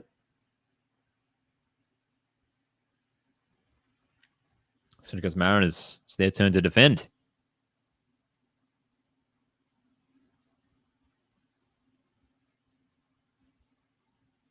No, Mark, it's a big question. Do you think Arnold needs to leave the Socceroos after they lost the quarterfinal? I don't think so. I'm still okay with Graham Arnold. For the time being, at least. What's the name of the Auckland team coming in? We don't know. I'm sure we will get that announcement soon, hey. There you go. Butter says the announcement's coming next month. Yeah, excited for the Auckland team, man, coming in next season. And sounds like Canberra will indeed be joining next season as well. Corner for the Bulls. Delivery was dangerous. Still on. Clayton Lewis at wide needs some help. Does well to get the delivery in. Tommy Uscock went for it. And Docker clears. 10 minutes into the second half. Mariners are under pressure.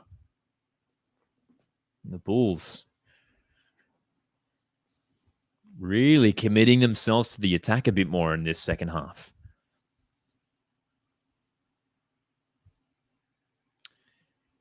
Nama says, I heard Steve Corica is the coach, is coaching the Auckland team. Indeed, yes, that has been confirmed. I have had a few confirmations. Steve Corica's there. Pretty sure Terry McFlynn's going to be involved in some capacity as well. Ryan Edmondson feeding Brantman. Mariners with the chance on the counter. Clayton Lewis can clear it. Poor clearance from Lewis. Nisbet is in the box, trying to find a way through.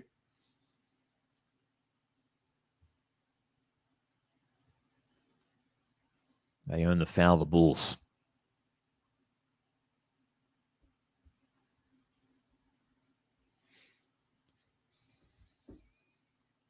So, I'd imagine the possession stats are certainly balancing up a little bit already in the second half, hey?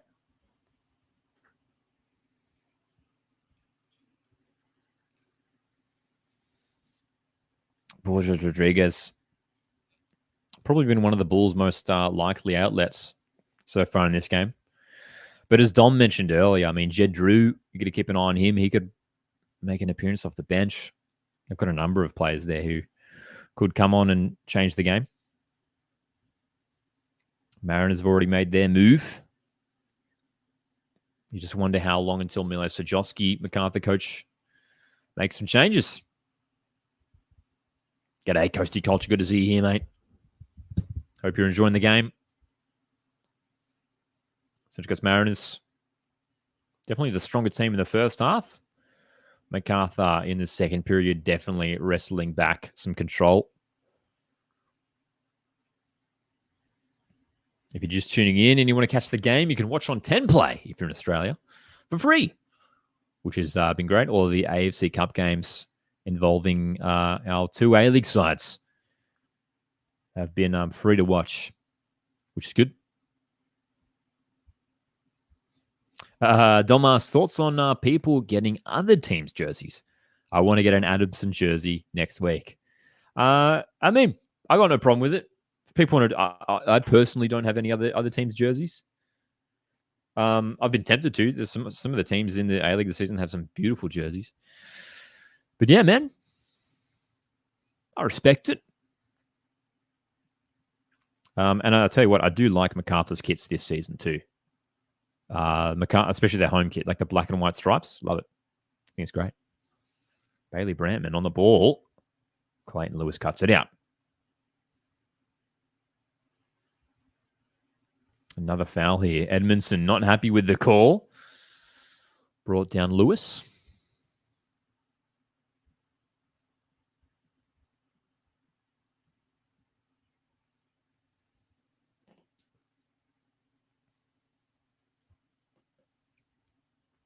We are steadily approaching the hour mark here. 0-0.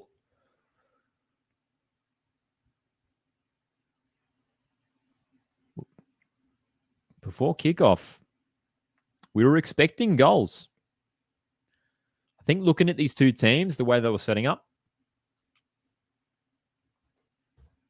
and considering that it was a knockout match, man, I thought it'd be a bit more open. But it's been really tightly contested. Now MacArthur SC have a long-range free kick here. Chance to get some of those big defenders up. Matt Yerman, Tommy Uskok, two tall, strong defenders. Very good at winning the ball in the air. Clayton Lewis, a good set-piece deliverer. Left-footed delivery. Flicked away, only as far as Yerman. Pokes it back. Docker heads clear, and Nisbet can take it up the field.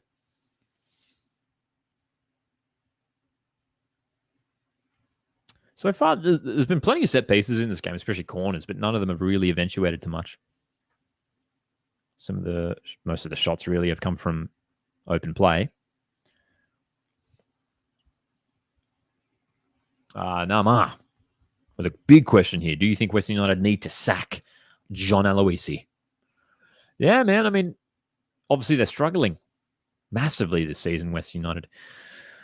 I mean, my answer is yes, but I don't think they will, because they've sort of made it clear that they're going to keep him on board and they're happy for him to continue into next season, which I remember reading that somewhere ages ago, regardless of the fact they're struggling. And I think it's because, they're happy for him to be the coach sort of as they head into their new stadium and their new ground out at Tarneet, which they'll be playing in later this season, which is good.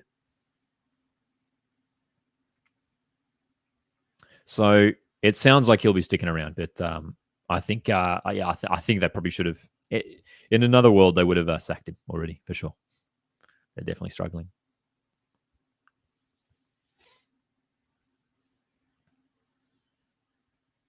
Plenty of space being found in the midfield areas by both teams so far in the second half. We are past the hour mark and still no goal. Torres on the left. Good defending by Adamson.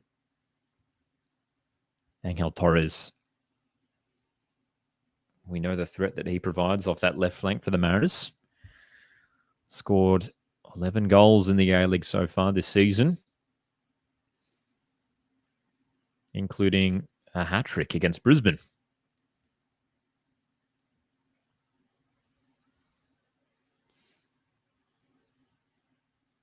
A little bit of physicality between Ballard and Bernardo Oliveira. Bernardo just giving a massive shove there to Maxi Ballard. That's a good pass out for Torres, who brings it in field. Bailey Brantman almost with a trickery to get him behind. 18 years of age.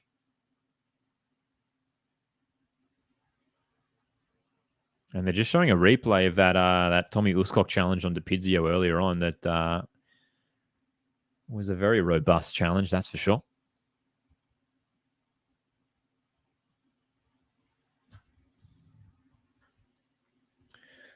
So we've got a stoppage here because Angel Torres is down injured after it looked like, well, according to that replay, Adamson stepping on the toe of the Colombian winger.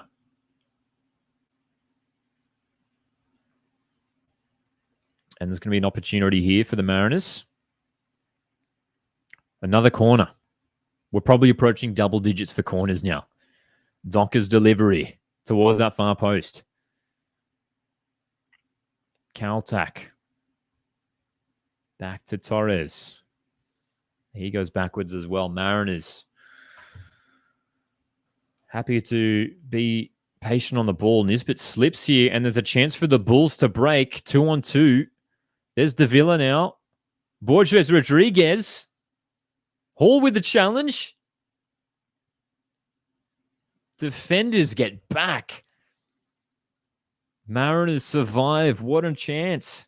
Still on here for MacArthur. Vujitz's delivery. Away by Farrell, and surely that's offside. Wow, what a chance, dude. Fantastic counter-attack. And again, the Bulls have looked dangerous when they have gotten forward on that counter. Davila with a nice pass for Borges Rodriguez. Couldn't take the chance. And we've touched on Jed Drew before. Dom mentioned it earlier on, and he's coming on the field now.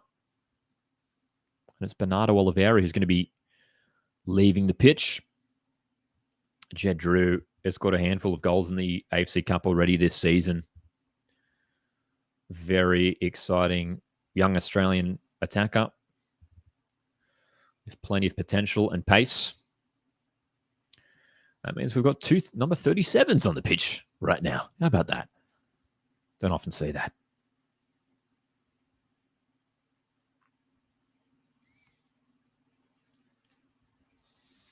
So we only have 25 minutes left to play here until we hit full time and regular time. Jed Drew almost making an instant impact there. Couldn't keep the ball in play.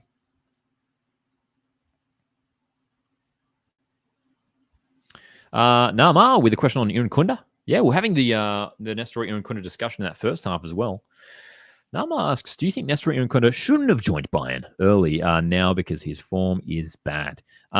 Look, obviously he's dropped off a little bit from where he was previously. But no, I think the decision to join Bayern was a good one, and a fantastic move, exciting move for him. We shouldn't forget that he's incredibly young and so early on in his journey. He's going to have ups and downs. And it's not that his form is that bad. It's just it's a bit quiet compared to the incredible highs that he was experiencing early on in his early career, just like a couple of years ago.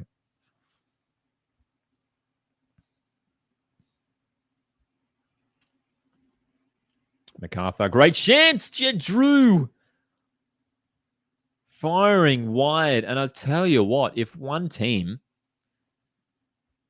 has come out with more intent in the second half, it's MacArthur SC, and Jed Drew so close to making an instant impact.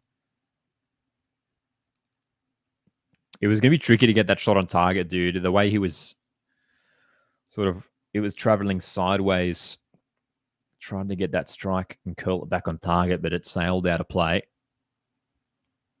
Great opportunity, though, hey. For the home team, Jed Drew. Very, very close to breaking the deadlock. Central Coast Mariners, a couple of times have just been caught out at the back. MacArthur doing well to create the opportunities. And certain name here chiming in on the Ian Kuna discussion as well says, I just hope Ian Kuna gets game time and it doesn't turn out to be a Marco Tilio to Celtic situation. Yeah, I mean, hopefully. And look, you'd expect him to potentially go out on loan for the first couple of years. We'll see. But obviously, yes, we hope our young Aussie players get that game time that they deserve when they make those overseas moves. G'day, Marlon in the chat asks, do you reckon Mariners will pull off the win before the 90? Hey, look, we hope so. But at this rate, I'm not so sure anymore. I'm not so sure. We might have to go beyond that to find a winner the way this is going.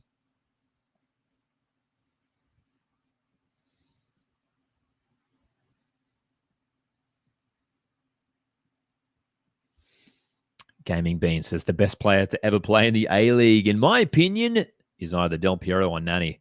Well, in terms of like their overall career, yes. In terms of the impact in the A-League, certainly not. But yes, in terms of like the class of that player and their career, yeah, they're definitely up there, of course. Unfortunately, it didn't quite work out for Nani in the A-League last year. Or the year before, wasn't it?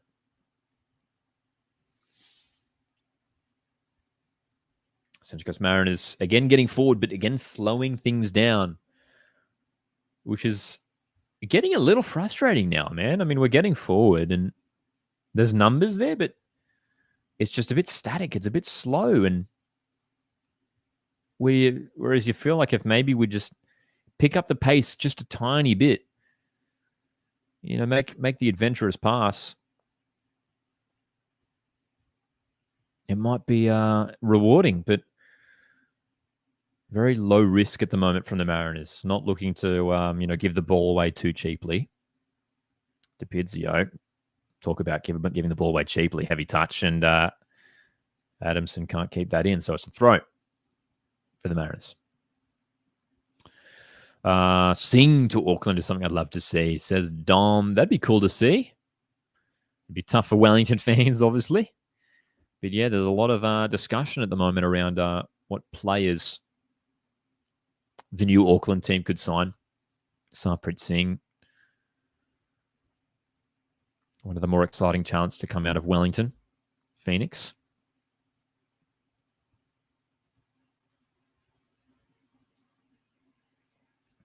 And here we go, a couple of changes here. Young striker Piol's going to be coming on for the Bulls, as is Charles Mombwa, midfielder who actually spent some time at Central Coast Mariners in their academy setup. So some fresh legs coming on here. And it's Rafael Borges Rodriguez, who has left the field, as well as Clayton Lewis. Piol has only made a couple appearances for the Bulls, made his debut a few weeks ago against Melbourne Victory. Clayton Lewis has worked hard as well. Surprised to see him subbed off. Maybe again, there's just a thought from Mile Sijowski, the head coach, of resting these players ahead of what is an important game this weekend for MacArthur away to Newcastle Jets.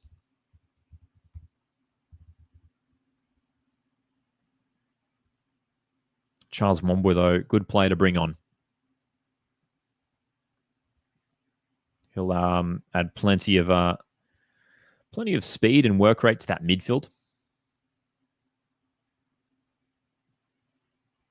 So, less than 20 minutes to play in the second half. We are still awaiting this first goal. Both these teams with one eye on the A-League fixtures on the weekends. Probably not keen to play another half an hour of football, that's for sure.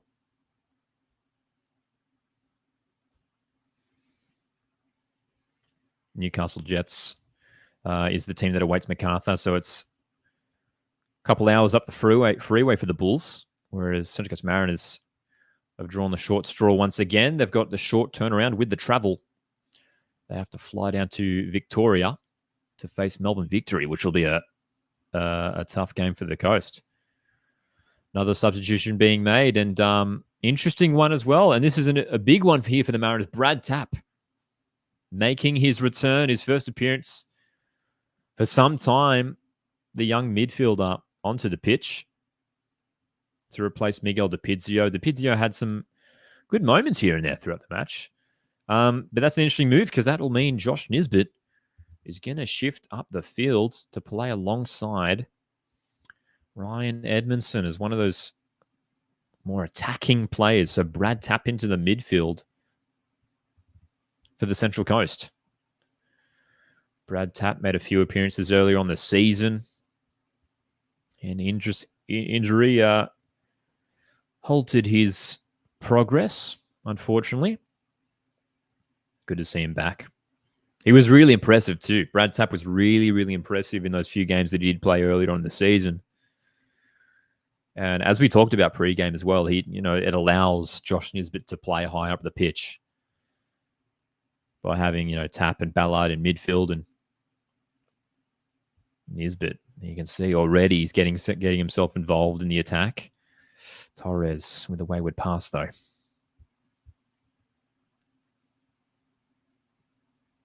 G'day, Fortnite. Good to see you here, mate. Long time no see, indeed.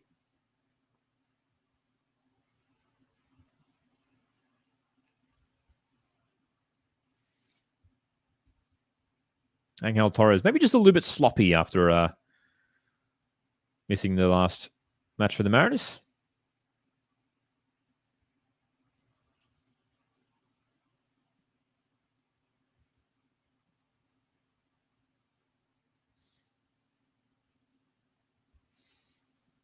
You just wonder if both these teams now, maybe at this point, looking to hold on to... Oh, great chance here. Edmondson, though. Plays it back for Torres, and absolutely no finesse at all from that shot from Angel Torres. Blasts over the bar. What was he thinking there? Right in front of goal. I mean, the better option may have been just to lay it in the middle. I think Nisbet was right next to him.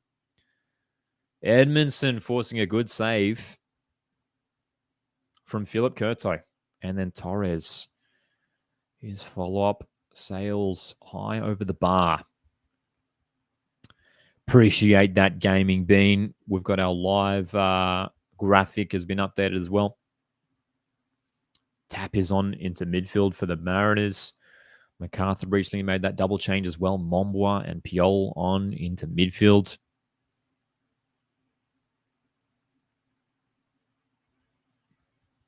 Tan Lee, good question. What's your opinion on Australia's Asian Cup performance? It was underwhelming considering that we did get knocked out in the quarterfinals. It was a funny one, wasn't it? Because the results, you look at the results and it looked good, but the performances weren't quite up to the standard. Let's come back to that because Torres with the delivery misses everyone. Yeah, man, it was disappointing in the end, wasn't it? It was a bit disappointing. We were hoping a little bit more from the Socceroos. And, we sort of cruised by the group stage, but yeah, it all started to fall apart. And that game against South Korea where, we had great opportunities especially in that second half of regular time to, put ourselves in a great position to win the game, and we didn't do so. It's disappointing. It's disappointing, that's for sure. That's a big takeaway.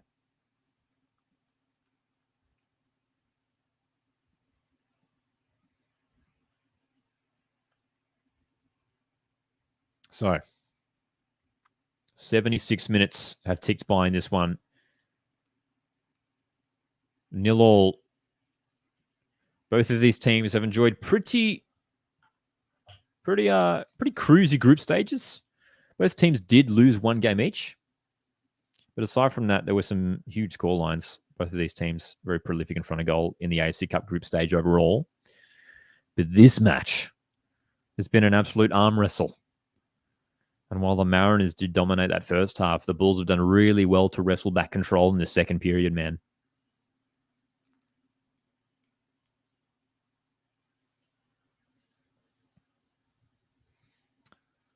Plenty of changes made for both sides. Mariners can make one more change.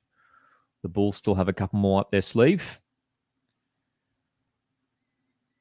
Mariners in a good position to create an opportunity. Brantman back for Ballard. Again, this patient build-up play. Docker now does well to get past Piol. Can't get past Mombwa. Substitutes combining in defence there for MacArthur.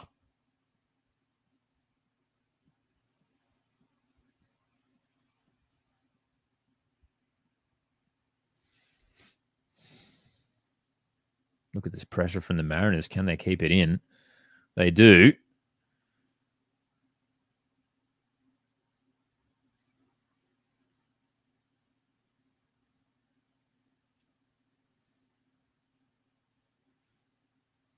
Nice ball over the top from De Villa. He knows Drew has the pace, but so does Caltech. Brian Caltech will clear that one out of play.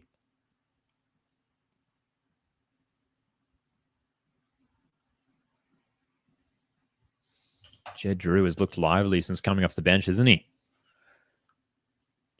Scored a handful of goals in the AFC Cup group stage.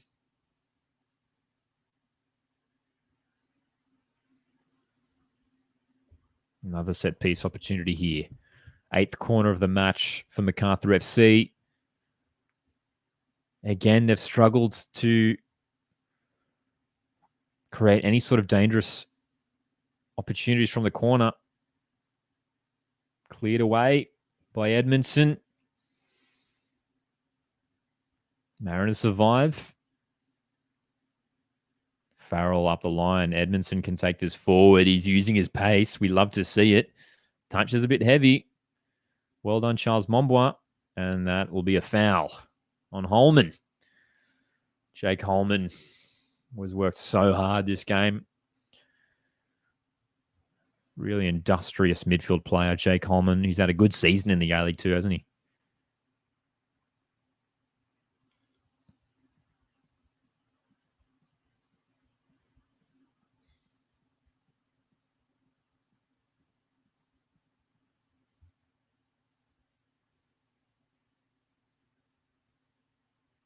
We're approaching the final 10 minutes now. MacArthur nil, Mariners nil.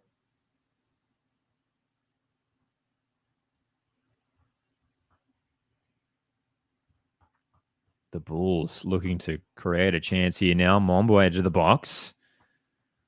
Trying to force his way through. Piol's there in support.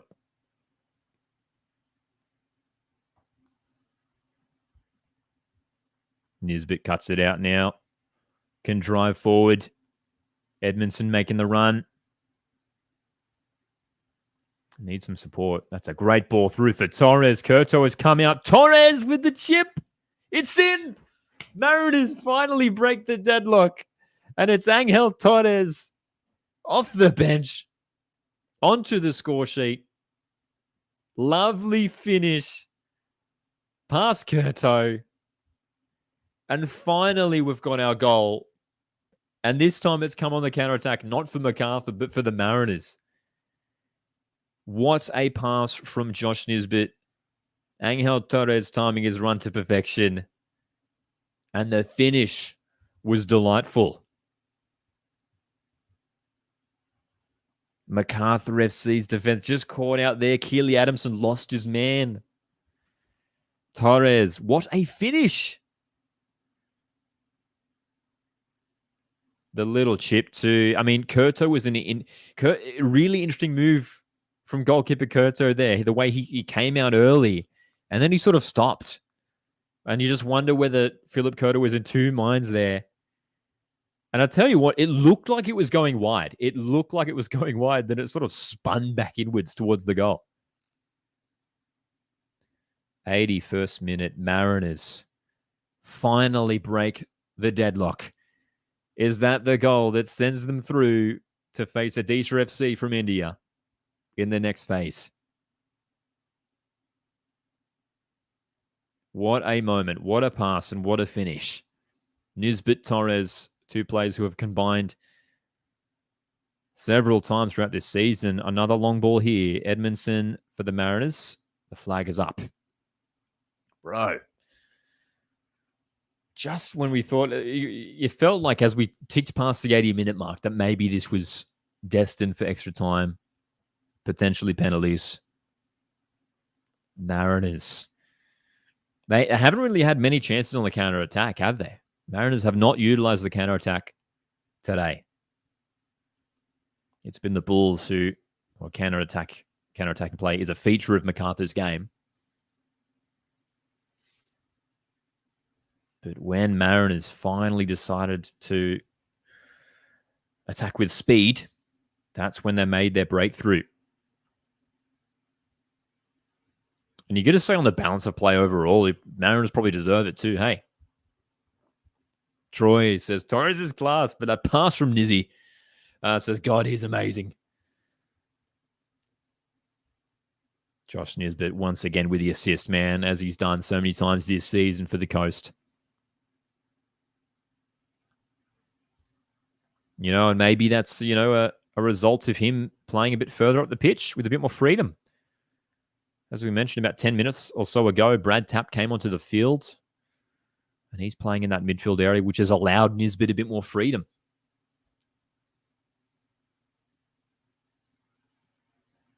And now Mariners. Can they hold on here? MacArthur FC, what have they got in response? That's a heavy challenge. A really heavy challenge from Davila. And there's going to be a card here. Booking for the Bulls captain. And you could see the Mariners bench would straight up. Jumping up and down off the back of that challenge.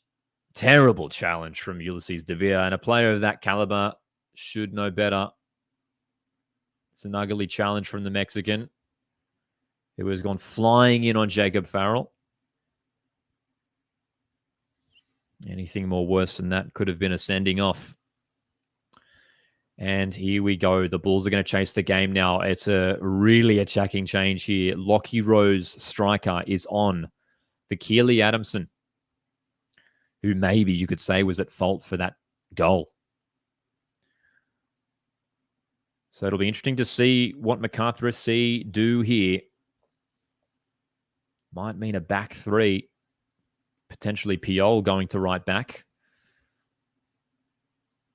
That means the spaces will be opened up at the back for the Mariners to attack into. So Lockie Rose, another attacking option here.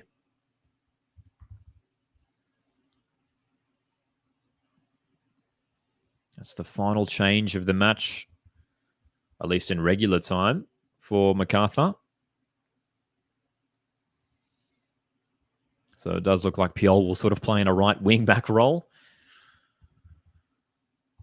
Rose will look to cause some havoc, joining in that attack. Lockie Rose sort of turned into an iconic MacArthur Bulls player, hasn't he? He's been there since the first season, one of the only players still there since season 1.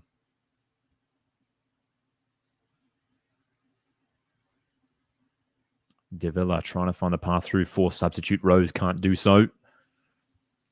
Tell you what, with the Bulls committing so many numbers forward now, if Mariners get one opportunity to get away on the counterattack, they could seal this win.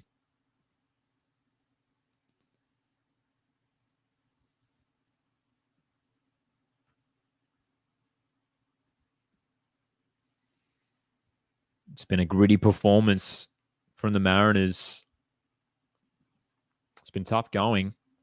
MacArthur had defended pretty well for most of this match. But the one opportunity for Torres, as he's done on so many occasions this season in the A-League competition, finding the back of the net and doing so once again in the AFC Cup. G'day, Baz Train. If you want to catch the match, you can watch on 10 Play for free here in Australia.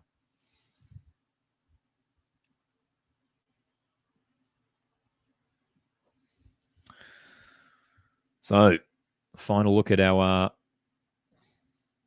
lineup graphics here, but I tell you what, it might not be that structured for MacArthur. Looks like they're more so playing a 3 at the back now with Vujatsa, Yerman, and Uskok. Piol's pushed forward. Rose is playing more of a central role. Valerie Germain is dropping off to get himself involved in the play.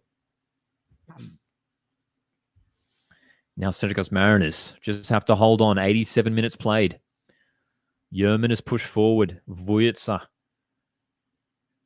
Almost every player is in MacArthur's attacking third here. Vujatsa delivers towards Davila. Almost through for Piol. Piol regathers. Good challenge by Tap. It'll be interesting to see how much injury time we get, man. I mean, we haven't had too many stoppages, hey?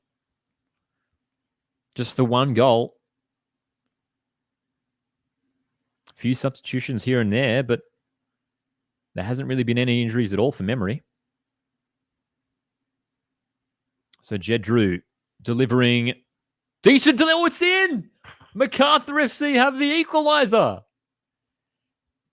And I think it's De Villa who got the flick on. The cross from Drew. Mariners failed to defend it. Ulysses De Villa. Did he get the flick on? Looks like he did. I tell you what, there were a couple Bulls players standing in offside positions. Were they obstructing the view of Danny Vukovic? The cross was dangerous. The flick on. And I tell you what, Jake Holman walks past that ball straight in front of Danny Vukovic. The goal's going to stand. It's 1-1. Uncontested indeed. The drama doesn't end. Dom says, I was literally about to say how I don't like when teams sit deep, and that happened.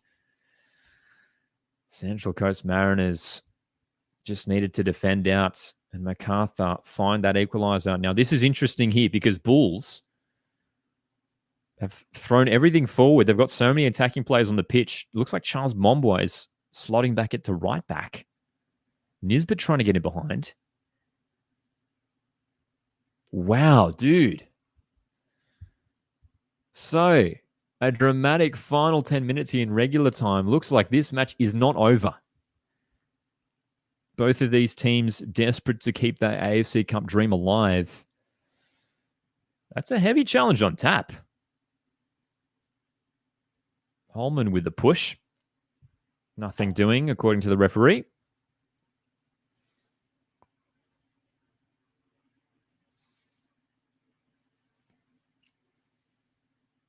Jed Drew. Oh, we said before he'd been good since coming off the bench, and that delivery set it up for De Villa to get the flick on 5 minutes of added time. 5 minutes for these teams to find a winner in injury time. Farrell goes long, looking for Edmondson. MacArthur get it cleared up the line.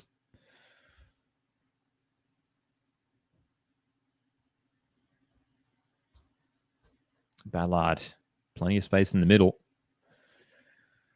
So it's interesting. It looks like De Villa's slotted into the center of midfield now as well. MacArthur brought on all of their attacking reinforcements to chase that equaliser. Now they've got it. They've got to do some defending here. And De Villa certainly isn't a defensive-minded player, that's for sure. So there might be some openings here for the Mariners. Long ball towards Torres. The foul goes against him.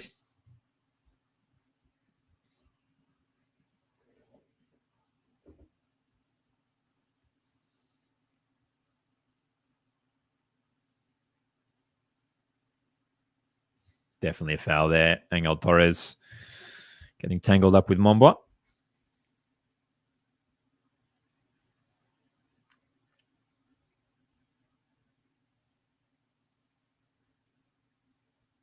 Another long ball here. Mariners, interesting tactic here towards the end. A couple of times they've looked to lob it over the top.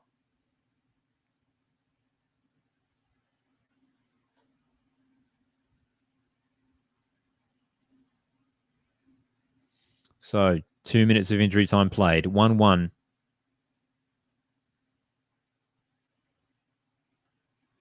"16 shots for the Mariners, 11 for MacArthur, according to the broadcast. Another long ball here from the Mariners. Uscock and a Nisbet for the tallest player on the pitch and the shortest player on the pitch coming up against each other. Long range strike. Headed upwards and out of play. It's going to be a corner for the Mariners. Bailey Brantman taking the strike that time. Tense final moments here, dude. Couple minutes left. This is Mariners' 11th corner of the match. None of them have resulted in a goal. A win, dude, I tell you what, a goal, he will surely win it. Need a good delivery here from this set piece. It's MACARTHUR. Right in front of that gathering of away fans. Mariners fans have shown up in good numbers, especially for a midweek fixture. Goal kick. Looks like the ball sailed out of play, unless there was potentially a foul in the middle. 93 minutes played. 1-1. 2 late goals.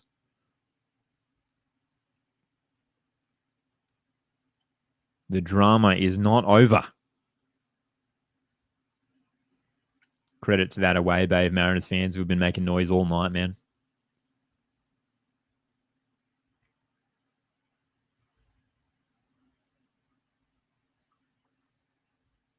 Curto goes long with his free kick. You get a sense that both teams now are happy just to play out the draw from here. Keep this game going. Don't want to do anything risky with a moment to go.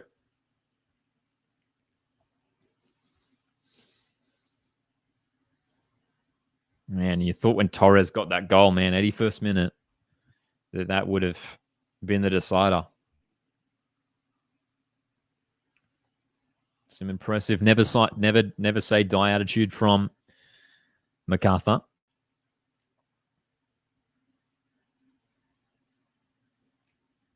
Some space here for Ballard. Forward down the right-hand side here. Brantman for the Mariners. Bailey Brantman looking to take it forward. Loses the ball. Now MACARTHUR can spring a counter-attack here in the remaining seconds. Important intervention from Tap.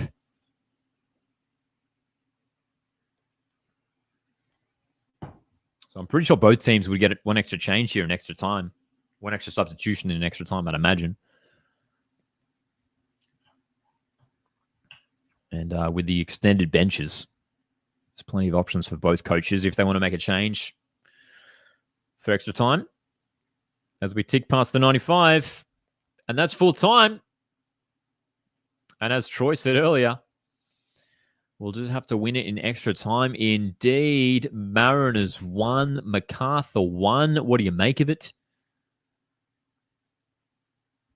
Ulysses de Villa rescuing MACARTHUR as he's done so many times in his Bulls career, man. Captain of the side. And after regular time, 1 goal apiece.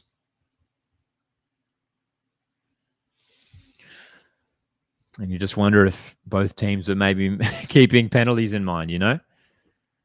It could come down to it.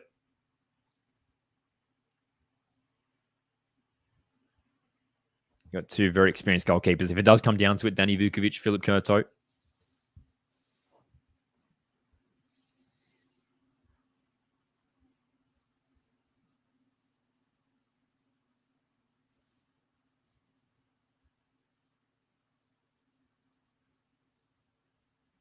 Spencer's dropping the hashtag, we want penalties. I don't. I'll tell you what, dude. Look, as a neutral, I don't mind watching penalty shootouts, but if my team's playing, I hate watching penalty shootouts. It's just way too nerve-wracking. It's way too nerve-wracking, dude.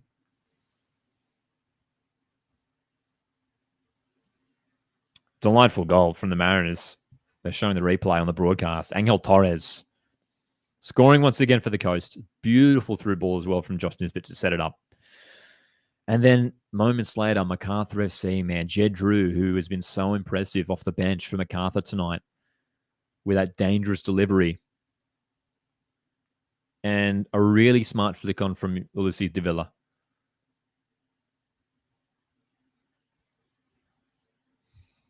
MACARTHUR FC keeping that AFC Cup dream alive.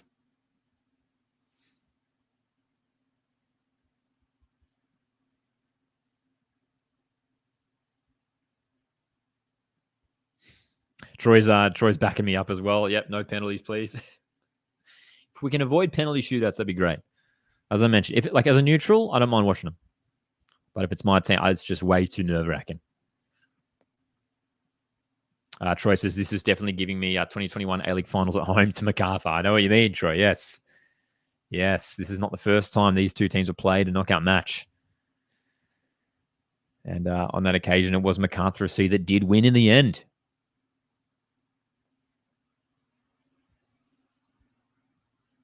Nama asks, are you nervous? I'm okay at the moment, but I tell you, if it does go to a penalty shootout, I will be nervous. But at this stage, look, I think Mariners, on the overall balance of the game, I think Mariners have just been the better side. And I'm confident that we can still take it on, go for the win from here. We've got Torres, Edmondson, Josh Nisbet playing in a more advanced role as well. There's goal threat there for the Mariners, but I mean, same can be said for MacArthur. Looks like as well, MacArthur are preparing a change as well. Tommy Smith looks like he's set to come on and make an appearance here in the AFC Cup. New Zealand international.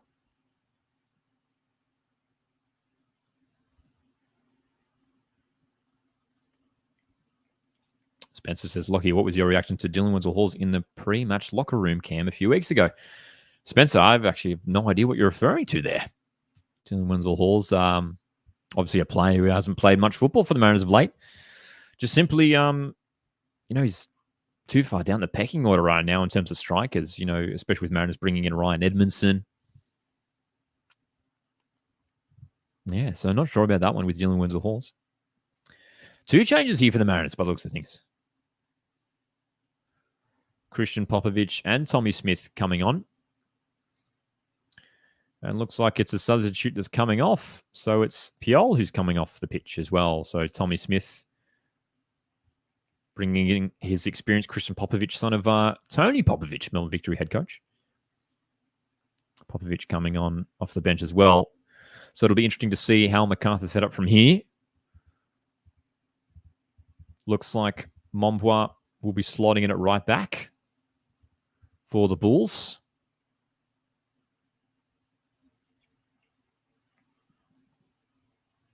Tommy Smith potentially filling that defensive midfield role. We'll wait and see how MacArthur deploy themselves for this second period, but we are underway. Extra time is required to settle this one. Mariners 1, MacArthur 1. Angel Torres breaking the deadlock in the 81st minute.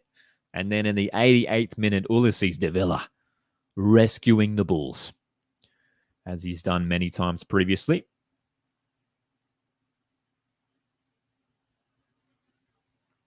Well, having a look at the lineup, it looks like it's Ivan Vujaca that has made way from the field. So Tommy Smith is dropping in at left back. Christian Popovich playing in midfield alongside Jake Holman, who has worked so hard tonight. Probably not many players on the pitch who have run more kilometers than Jakey Holman.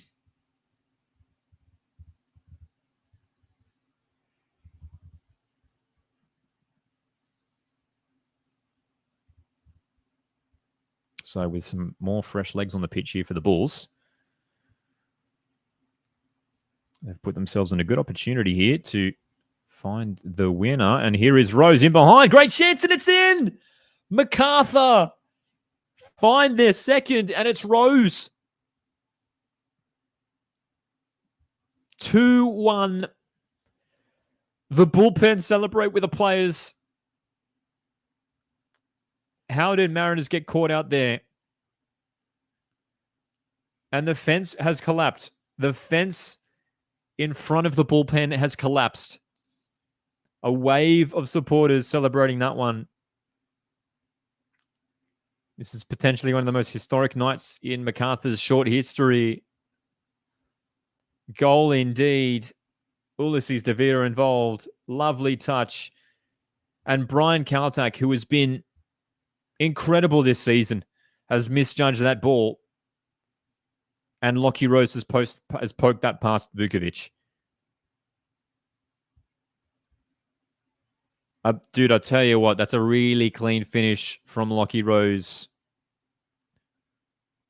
and the celebrations with a bullpen. And as we were saying before, Lockie Rose, one of these players who's been at the Bulls since day one.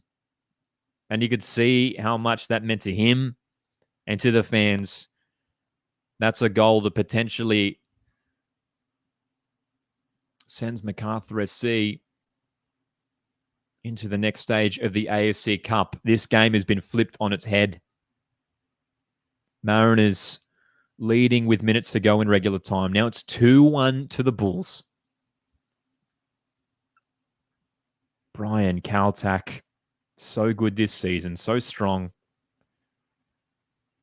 has made an extremely uncharacteristic error in a crucial moment, and it's gifted a goal here to MacArthur. Credit to Rose with a finish, man. He had to get that inch perfect because Danny Vukovic was there to save it.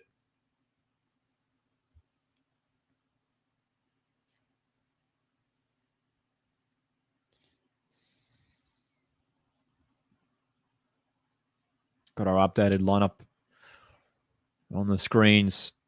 The fresh legs for MacArthur have worked wonders. Rose off the bench, scoring to make it 2-1.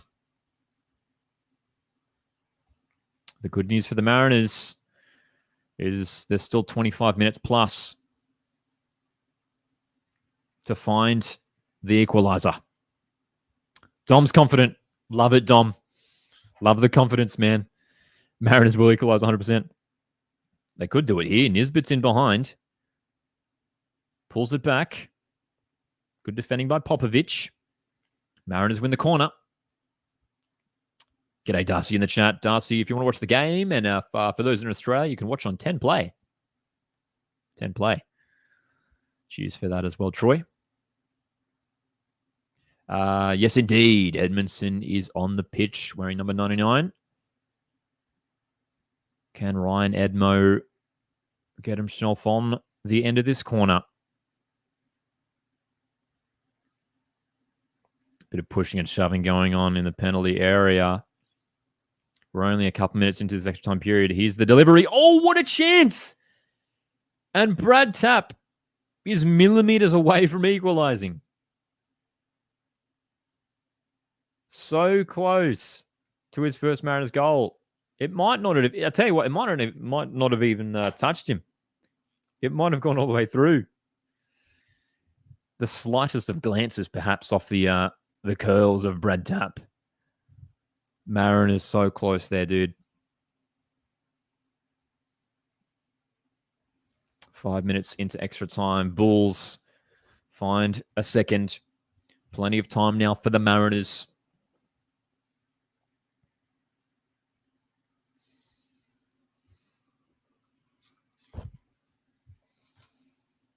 Central Coast Mariners, of course, have one more change up their sleeve as we are in extra time. A couple more attacking players on the bench if they want to utilize them.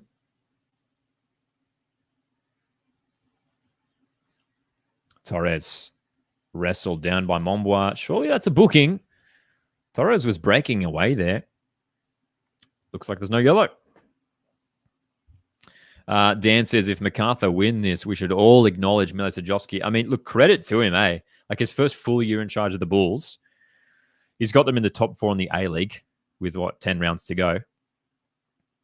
And potentially through to the next stage into zone semi-final of the AFC Cup. Still, plenty of time left. Ballard to deliver a long-range free kick towards that far post. Flicked inside. Great chance! Dan Hall, dude. Very close to heading that one into the back of the net.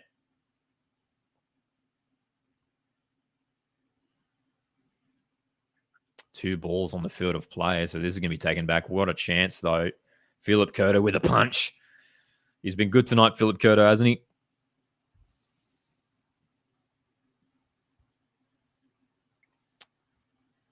Only 7 minutes have been played in extra time. It feels like it's been a lot more. We've already had a goal. Mariners committing more players forward here. And again, as they were doing for most of the game, taking a slow, patient approach to the attack, which hasn't quite worked out for them yet. Jacob Farrell in a little bit of space. Torres, one-on-one with Mombois. Angel Torres trying to use his pace. Great defending by Mombois. What a challenge. Makeshift right back, and Torres commits the foul. Well, you got to say credit to Charles Mombois there. That's brilliant work. The challenge on Torres there had to be perfect, and it was.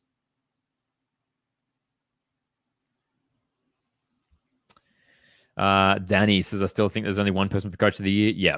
Giancarlo Italiano has already won it. It's done. It's even regardless of whatever happens from here. Giancarlo Italiano, Wellington Phoenix, has done an insanely good job. And it's done from here. Yeah. Definitely. This would have been fielded if it was at Gosford. Yeah, there would have been a good turnout, for sure. Throw in here for the Mariners in their defensive half. MacArthur FC going to be tested here, their defensive shape. In the last 15 minutes or so of football, they've gone through a lot of different tactical approaches here. The Bulls from attacking to defending. Here's Edmondson in behind, looking for a teammate. Torres in the box. Went for the shot. Gets the corner. Justin says, agree. Italiano has done an amazing job. Yep. I mean, Wellington Phoenix, 5 points clear on the ladder at the moment. Considering that they didn't really make many signings at all. Only brought in a couple players in the off-season, Wellington, and lost some key players as well. Essentially with a weaker squad. They've done a great job. 99 minutes of football have been played in Campbelltown. Here's Max Ballard driving forward. Torres, Caltac in the box. Perhaps a little bit of tiredness there from Caltac. Don't know if that was a shot or a cross, but it was way, way wide of the target. Troy agreeing with that sentiment regarding Knicks coach Italiano. Says Italiano definitely wins Manager of the Year. It's unquestionable just what he's gotten out of the Knicks. And Spencer asks, Paulson Keeper of the Year? Yeah, you'd probably get to say ho. Probably get to say so, yeah. Troy says Izzo. Izzo's been good as well, hey? Izzo's been good. I think Curto, actually, funnily enough, playing tonight for MacArthur. He's been good this year too. But, yeah, you're probably going to say Paulson is probably up there. Yeah, that's right, Justin. Yeah, I mean, they started strong and they've just kept it going. They haven't faltered at all this season, Wellington Phoenix. They've only lost a couple of games all year. They've been so impressive.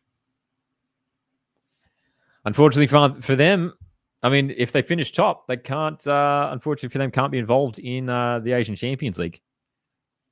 Interestingly enough, that means the next place side, the team that finished second, if Wellington do indeed finish first, the team that finished second will qualify for the Champions League next year. Yes, indeed, John. Thank you for reminding me. I absolutely had Wellington Phoenix bottom of the table. Yeah, man. And considering, losing a good coach in Ufuk Tale, losing some of their best players, and really failing to recruit many quality players, that was my reasoning behind, calling them to finish last. And I mean, it's just been incredible what they've done. And some of the young players that have come through the academy have done a great job. Mariners finally making that change. And interestingly enough, once again, a substitute is being subbed off here. So Bailey Brantman, who came on at half-time here, is leaving the field, and Ronald Barcelus is on. Barcelus arrived in the mid-season transfer window, has made a few appearances for the club, yet to score a goal. Mariners corner. Long-range shot goes wide from Torres.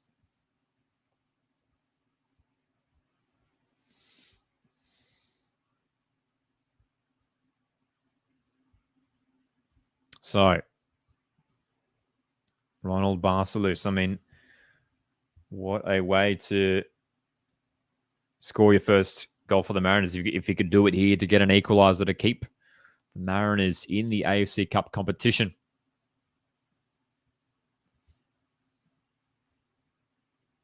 Look at the numbers in the bullpen. Great to see. MACARTHUR SC, the youngest club currently in the A-League men's competition. Crowds starting to grow in the southwest of Sydney. An area with lots of potential.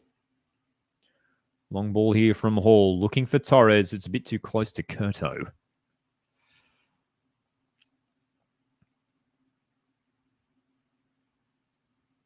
"103 minutes played now."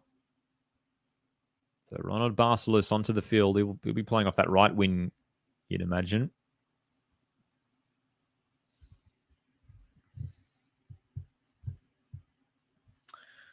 Ooh, interesting question from Spencer. Most disappointing signing of the year? It's a tough one. Most disappointing signing of the year. I'm trying to think, hey. I mean, you look towards the bottom of the ladder. Who was sort of disappointed? I mean, Angus Thurgate has maybe, I guess, overall Western United have struggled. I don't think Angus Thurgate has been terrible, but who's a signing that's really disappointed this year? I'll have to come back to you on that one.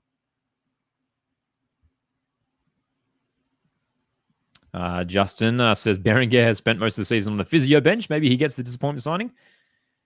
Yeah, it's he struggled with injuries since moving to Queensland. And I guess, well, Spencer says, I love the guy, but it's Rukavica in my opinion. Yeah, I mean, I guess the same thing could be said about, Rukavica as well as Berenguer, another player who struggled with injuries. Nikita Rukavica. Danny says Ollie Sale. I mean, for a while he was dropped there, wasn't he? He was on the bench, but he's back in the starting lineup now, isn't he? Lockie Rose trying to get in behind for the Bulls here. Does well to keep the ball in play too. But Caltac can clean up.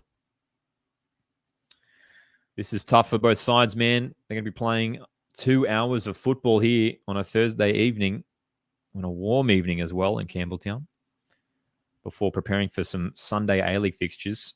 Can Mariners get away on the counter-attack here? Barcelos driving forward. Feeds Mikael Docker. 1-2. Nicely done. Ballard. Mariners moving the ball with a bit more intent now. A bit more speed. 2 minutes of added time in this first period of extra time. Edmondson. A little bit heavy with the flick. Still in the attack now. Edmondson. Left-hand side. Barcelos with a bit of space. Backwards for tap. Mariners are building. Docker heads into infield. Barcelos couldn't get a shot goalwards. It looks like a foul. So MacArthur survived once again. Ronald Barcelos. He went for like the spectacular, didn't he? Let's have a look at this replay. Docker with the header. He tried to get the volley. It was almost like a scissor kick almost. Didn't work out for him.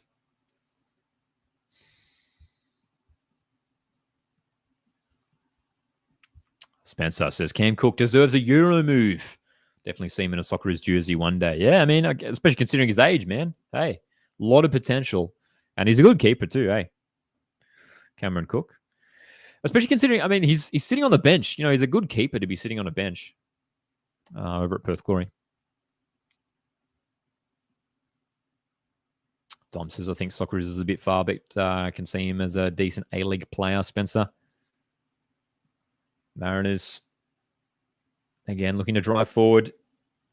Not long to go until the whistle blows for half-time and extra time. Torres. Hall wide for Farrell. Nisbet on the left wing. Torres is central now and still going. Brought down. Referee says it's a clean tackle. And I tell you what, he's probably right. It looked pretty good. Cleaning up the ball. Docker forward now. Good run, Docker. And the shot. Oh, what a goal. Mikael Docker. What a finish. Oh, the long-range hit. Delightful. The little Brazilian makes it 2-2. before the break in extra time. What a hit. What a goal. He found the space. He drove forward.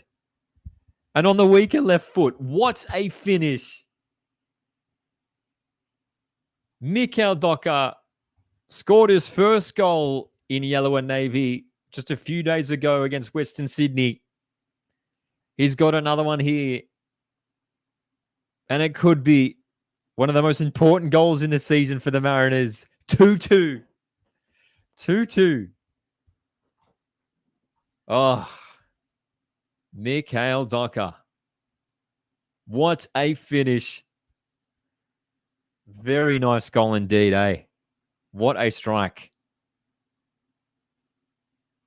In the 3rd minute of injury time, in the first period of extra time, Mikael Docker. What a goal. And this matchup is well and truly delivering. And I know it's been a funny game too. Before the match, I said I was expecting goals. I was like, okay, this could be like a 3-2, something like that. And after like 80 minutes, it was still 0-0. And I was like, okay, this might be like a 0-0 situation and like maybe a penalty shootout. But 2 late goals in regular time and now 2 extra time goals. And we still have 15 minutes to play. Anything is possible from here, man. What a goal. Troy says, wow, he hit that one with venom. He did, didn't he? And a player who, you know, I touched on him in the first half. He's steadily grown into this side. He struggled to get going initially, but he showed promising signs.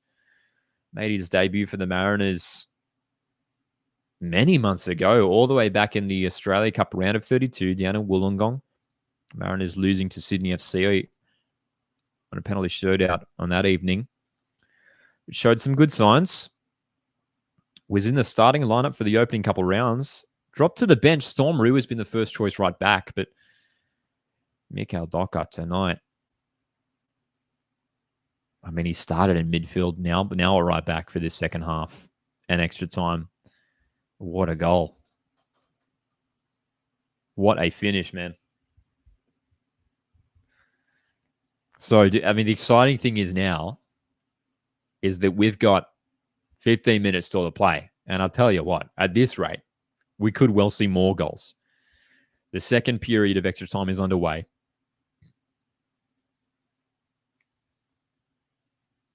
No more changes can be made. The benches have been emptied for both teams. And we've got 15 more minutes to see if anyone wants a winner. Or are we destined for a penalty shootout at Campbelltown Stadium?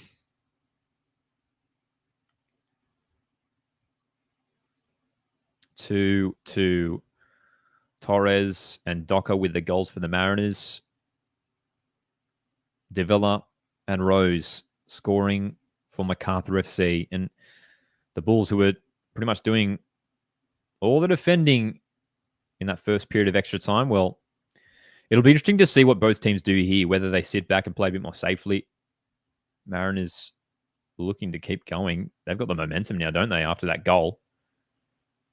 Jermaine looks to play one over the top. Vukovic comes out early. What a goal, though. Mikael Docker, man. Fantastic finish. G'day, Mark, in the live chat. How's it going, man? Says, where's this match being streamed? You can watch on 10 Play. For those viewers in Australia, you can watch on 10 Play. Cheers for that as well, Gaming Bean. 10 Play has broadcast for free all of the AFC Cup matches for Mariners and MACARTHUR. And this is a great time to tune in. 15 minutes to go. Ronald Barcelus almost in behind. It was Edmondson. And Uli Davila. Oh, wow. The referee. It's clipped the referee's heel. And that's a big one because Uli Davila was away there. He was driving through midfield. And the referee's just gotten away there. And that has potentially stopped a critical counter-attacking move for the Bulls. Mariners are able to get numbers back. Wow.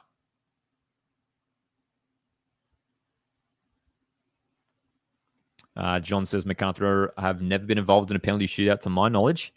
We could be witnessing history tonight.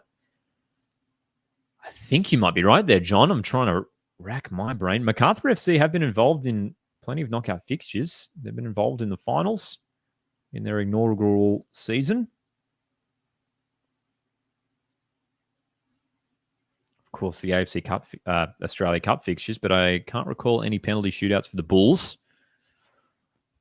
Someone correct me if I'm wrong. Piyush in the chat says, love from Odisha FC, of course. Odisha FC from India is going to be the opponent of whoever wins this fixture. Odisha FC with some familiar names in their ranks. Sai Goddard, former Central Coast Mariner, as well as Roy Krishna. And yes, indeed, Troy. Yeah, as I say. Doesn't Roy Krishna play for Odisha? He does indeed.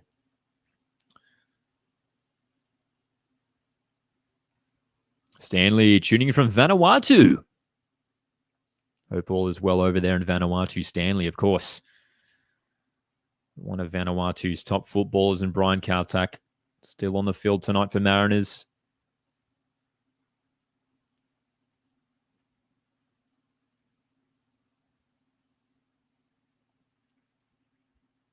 So, Central Coast.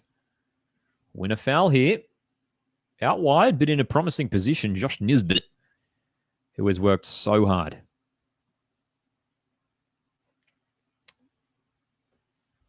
Whether it's in midfield or he's been playing in a more advanced position.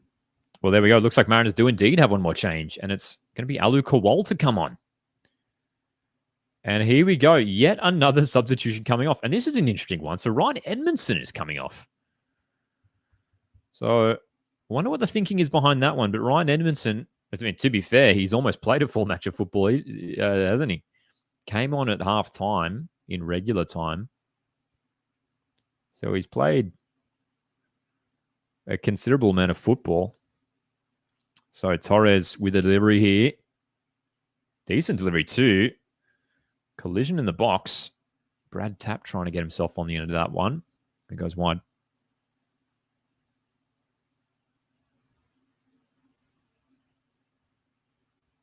So, 110 minutes played, 10 minutes remaining. You get the sense that maybe both teams are content on holding on for the draw. Don't want to risk anything here. And happy to let it go through for penalties, which I'm hoping isn't the case, dude. It's going to be nerve-wracking. As a neutral, like I don't mind watching penalty shootouts if my team's not involved, but when my team's involved, bro, nah. So this could be a nervy ending to the stream. Appreciate you guys tuning in for what has been a monster watch along. We are beyond 2.5 hours. If you want to support the stream and the channel, hit the like button. You can also consider sending through a super chat. Make sure you stay subscribed if you want to keep up to date to all of the juicy A-League content. Troy says must be starting on Sunday against Victory Edmondson. That's a good point, Troy. That could be some of the thinking behind the substitution. These players playing 2 hours of football for the Victory game on Sunday. Tom says MacArthur need to attack Farrell. He's running on fumes.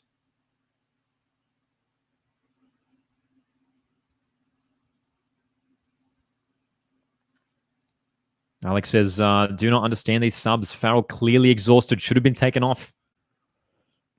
Yeah, especially considering Edmondson was going all right, man. And, you know, he's fresher than some of the other players on the pitch, but hopefully he doesn't come back to bite Mariners. There's a penalty shout here. Rose has gone down.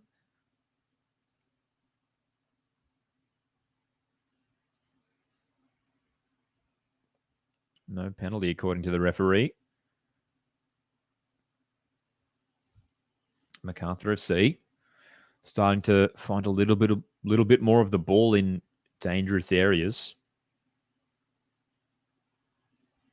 They thought they had their glorious moment when Lockie Rose found that extra time goal early on in the first period to make it 2-1. Mikael Docker's stunning strike to equalise it once again. Ball inside for the Bulls. Ballard clears.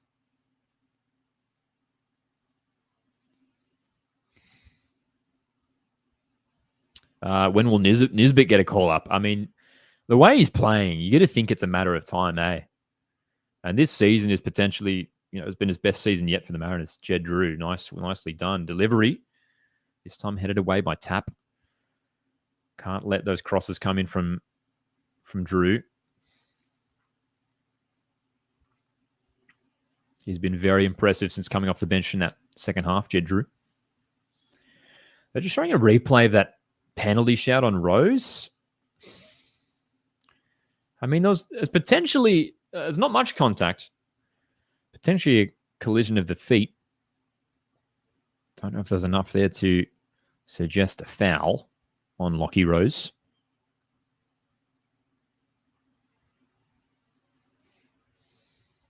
Ballard, Barcelus, Docker wants Barcelus to make the run, and he does.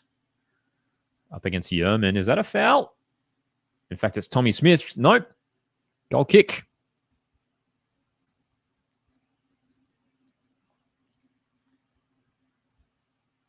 Could have been a foul there. I mean, Tommy Smith, his knee was in the back of the leg of Barcelus there. You can see in the replay.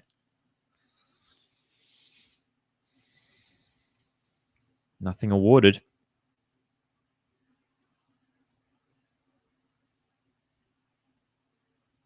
So,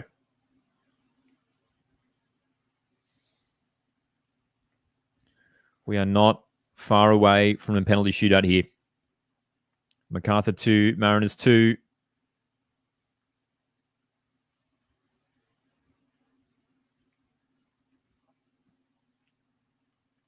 The game, from that first half especially, was such like a cagey affair, right? Like, it was so tightly contested. There weren't too many clear-cut opportunities. The game has really opened up since that cagey opening to the match. Mariners now dictating possession.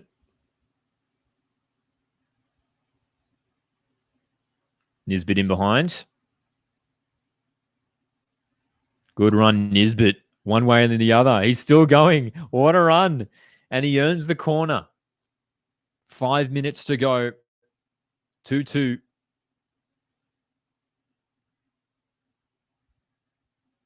Josh Nisbet. That's sort of like his signature run, isn't it? The way he takes it to the byline. Fantastic.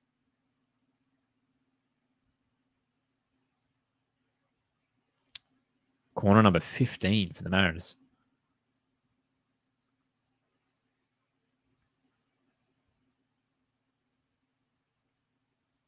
Max Ballard has been juggling corner duties with Docker. Delivery's good, but again, it's been headed away. Dude, the defenses have really been on top, especially Philip Curto. He's gotten a few punches in there on the ball. In fact, he got the punch again that time.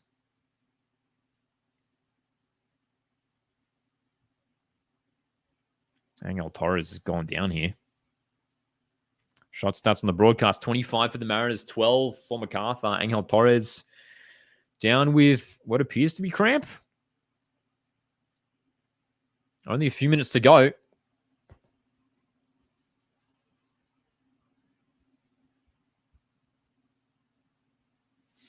Dom, big question. That's a great question too. As a Mariners fan, would you rather try and win the AFC Cup or put yourself in a better position to win the league? Oh, goodness me.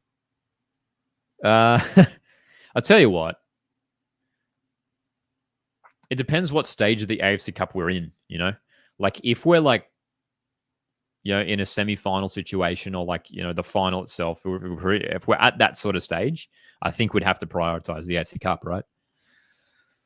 It's not every year that we're playing in the AFC Cup. So I think if it got to that close of a stage where we're just a game or two away from winning the whole competition, I'd say AFC Cup.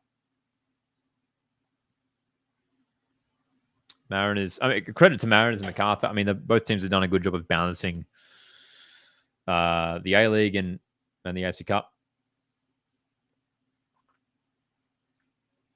especially considering some of the travel. I mean, traveling to all over Asia, Philippines, to Malaysia, Indonesia.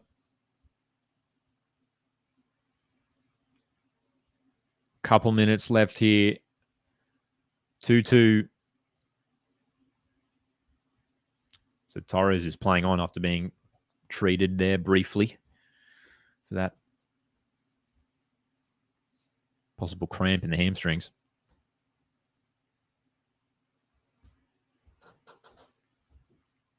We are potentially moments away from a penalty shootout.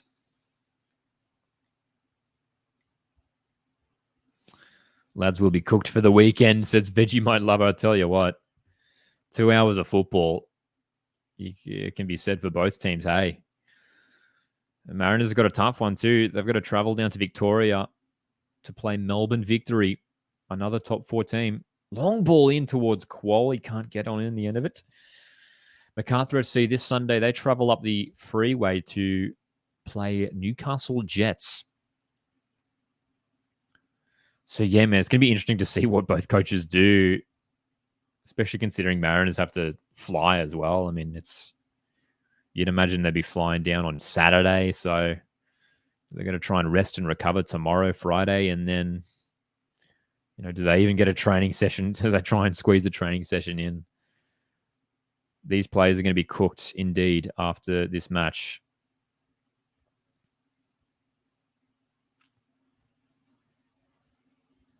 Andre, you can check out the game on 10 Play. Viewers in Australia can watch for free on 10 Play. Final minute. Probably get a couple minutes of extra time, of injury time. Not too much, though. There's a brief injury there to Angel Torres. Barcelos. Doc was on the overlap. Didn't use him. Short to Nisbet. Is this the final opportunity? Nisbet. Oh, what a pass! Barcelos! Oh, yes, we got it! Ronald Barcelos! 3-2. What a moment. Oh, my goodness. Oh, my gosh. Just when we thought we were destined for the shootout, Barcelos with his first goal for the Mariners. And he's potentially sent Mariners through to the next stage of the AFC Cup. The jersey's off. Oh, my goodness. Oh. Out of nowhere, too. Joshy Nisbet, who has been immense tonight. The pass inside. Kowal with the touch. And the finish. What a finish. Ronald Barcelos. In front of the bullpen, too. Oh, my goodness. What a moment. The new signing with his first goal for the club. Incredible. Troy says, didn't see that coming. I love how we find these hidden gems. Barcelos, 120 minutes of football. 3-2. This has been an incredible match. MacArthur just have to throw everything forward. Broadcast isn't showing how much injury time we've got. Now it is 2 minutes. According to the clock, we've already played over a minute. So all eyes on the referee. Insane late drama here in Campbelltown. 3-2, dude. 3-2.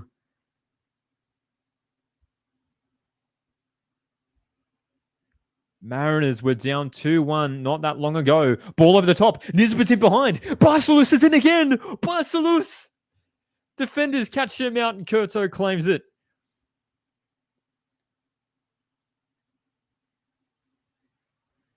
Wow. MacArthur are just throwing everyone forward now. There's barely anyone at the back. Torres plays it safe.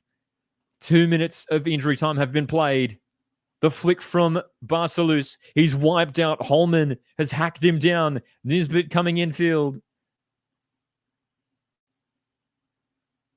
It's a corner. Barcelus, and you can see Mark Jackson yelling at his players. This is a mammoth effort. 2 hours of football. 3-2. Mariners taking their time with this corner. Incredible. Surely the referee blows it here. Throw in Mariners.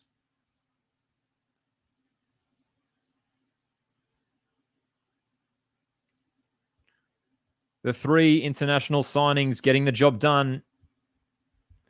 Torres, Docker, and now Barcelus. Davila on the ball. Still we play on. We are now 1 minute over. The whistle should have been blown. And there it is now. We've got it. Full time. Mariners win it. Incredible scenes in Campbelltown. 3-2. And it's blown up on the sidelines. Valerie Germain has thrown a punch. Valerie Germain has just thrown a punch. It is blown up on the sidelines now. There is a huge melee on the sidelines. There is a huge melee on the sidelines right now. MACARTHUR SC bitterly disappointed. Look, I could be mistaken, but Valerie Germain lashed out at someone there. Emotions running high, but Mariners go through. MacArthur's AFC Cup journey comes to an end. Finally, the handshakes are out. But that really quickly got ugly on the sideline. Oh my gosh, dude. Fun game to watch indeed, Justin. A dramatic game, a roller coaster too. The way it started so close and cagey. Mariners with Torres finding the first goal. They got the late equalizer, then MacArthur through Davila. MacArthur with the first goal in extra time. Lockie Rose, this substitute. And then 2 extra time goals. First from Docker. And then Ronald Barcelus. What a time to score your first goal for the Mariners.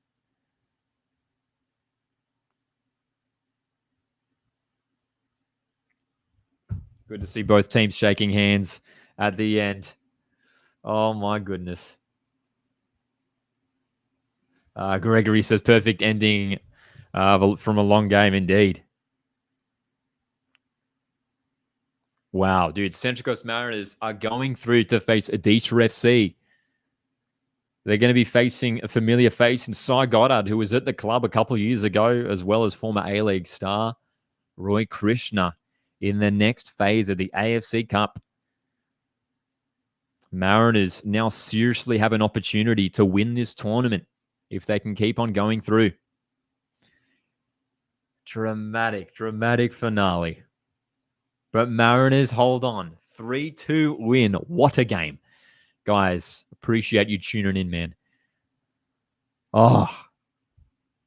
Dude, okay. Yeah, wow. I was like mentally preparing myself for that penalty shootout. But I'm thankful that Barcelona's got that goal. Appreciate you guys tuning in, man. Enjoy the rest of your night and stay subscribed to keep up to date to the rest of the content and the live streams. Of course, we are going to be closely following the mighty Mariners and their journey through the AFC Cup. Hopefully we can take it all the way from here. Enjoy the rest of your nights, guys. My name's Lockie, this is Coastwood Football. I'll catch you in the next one. Cheers.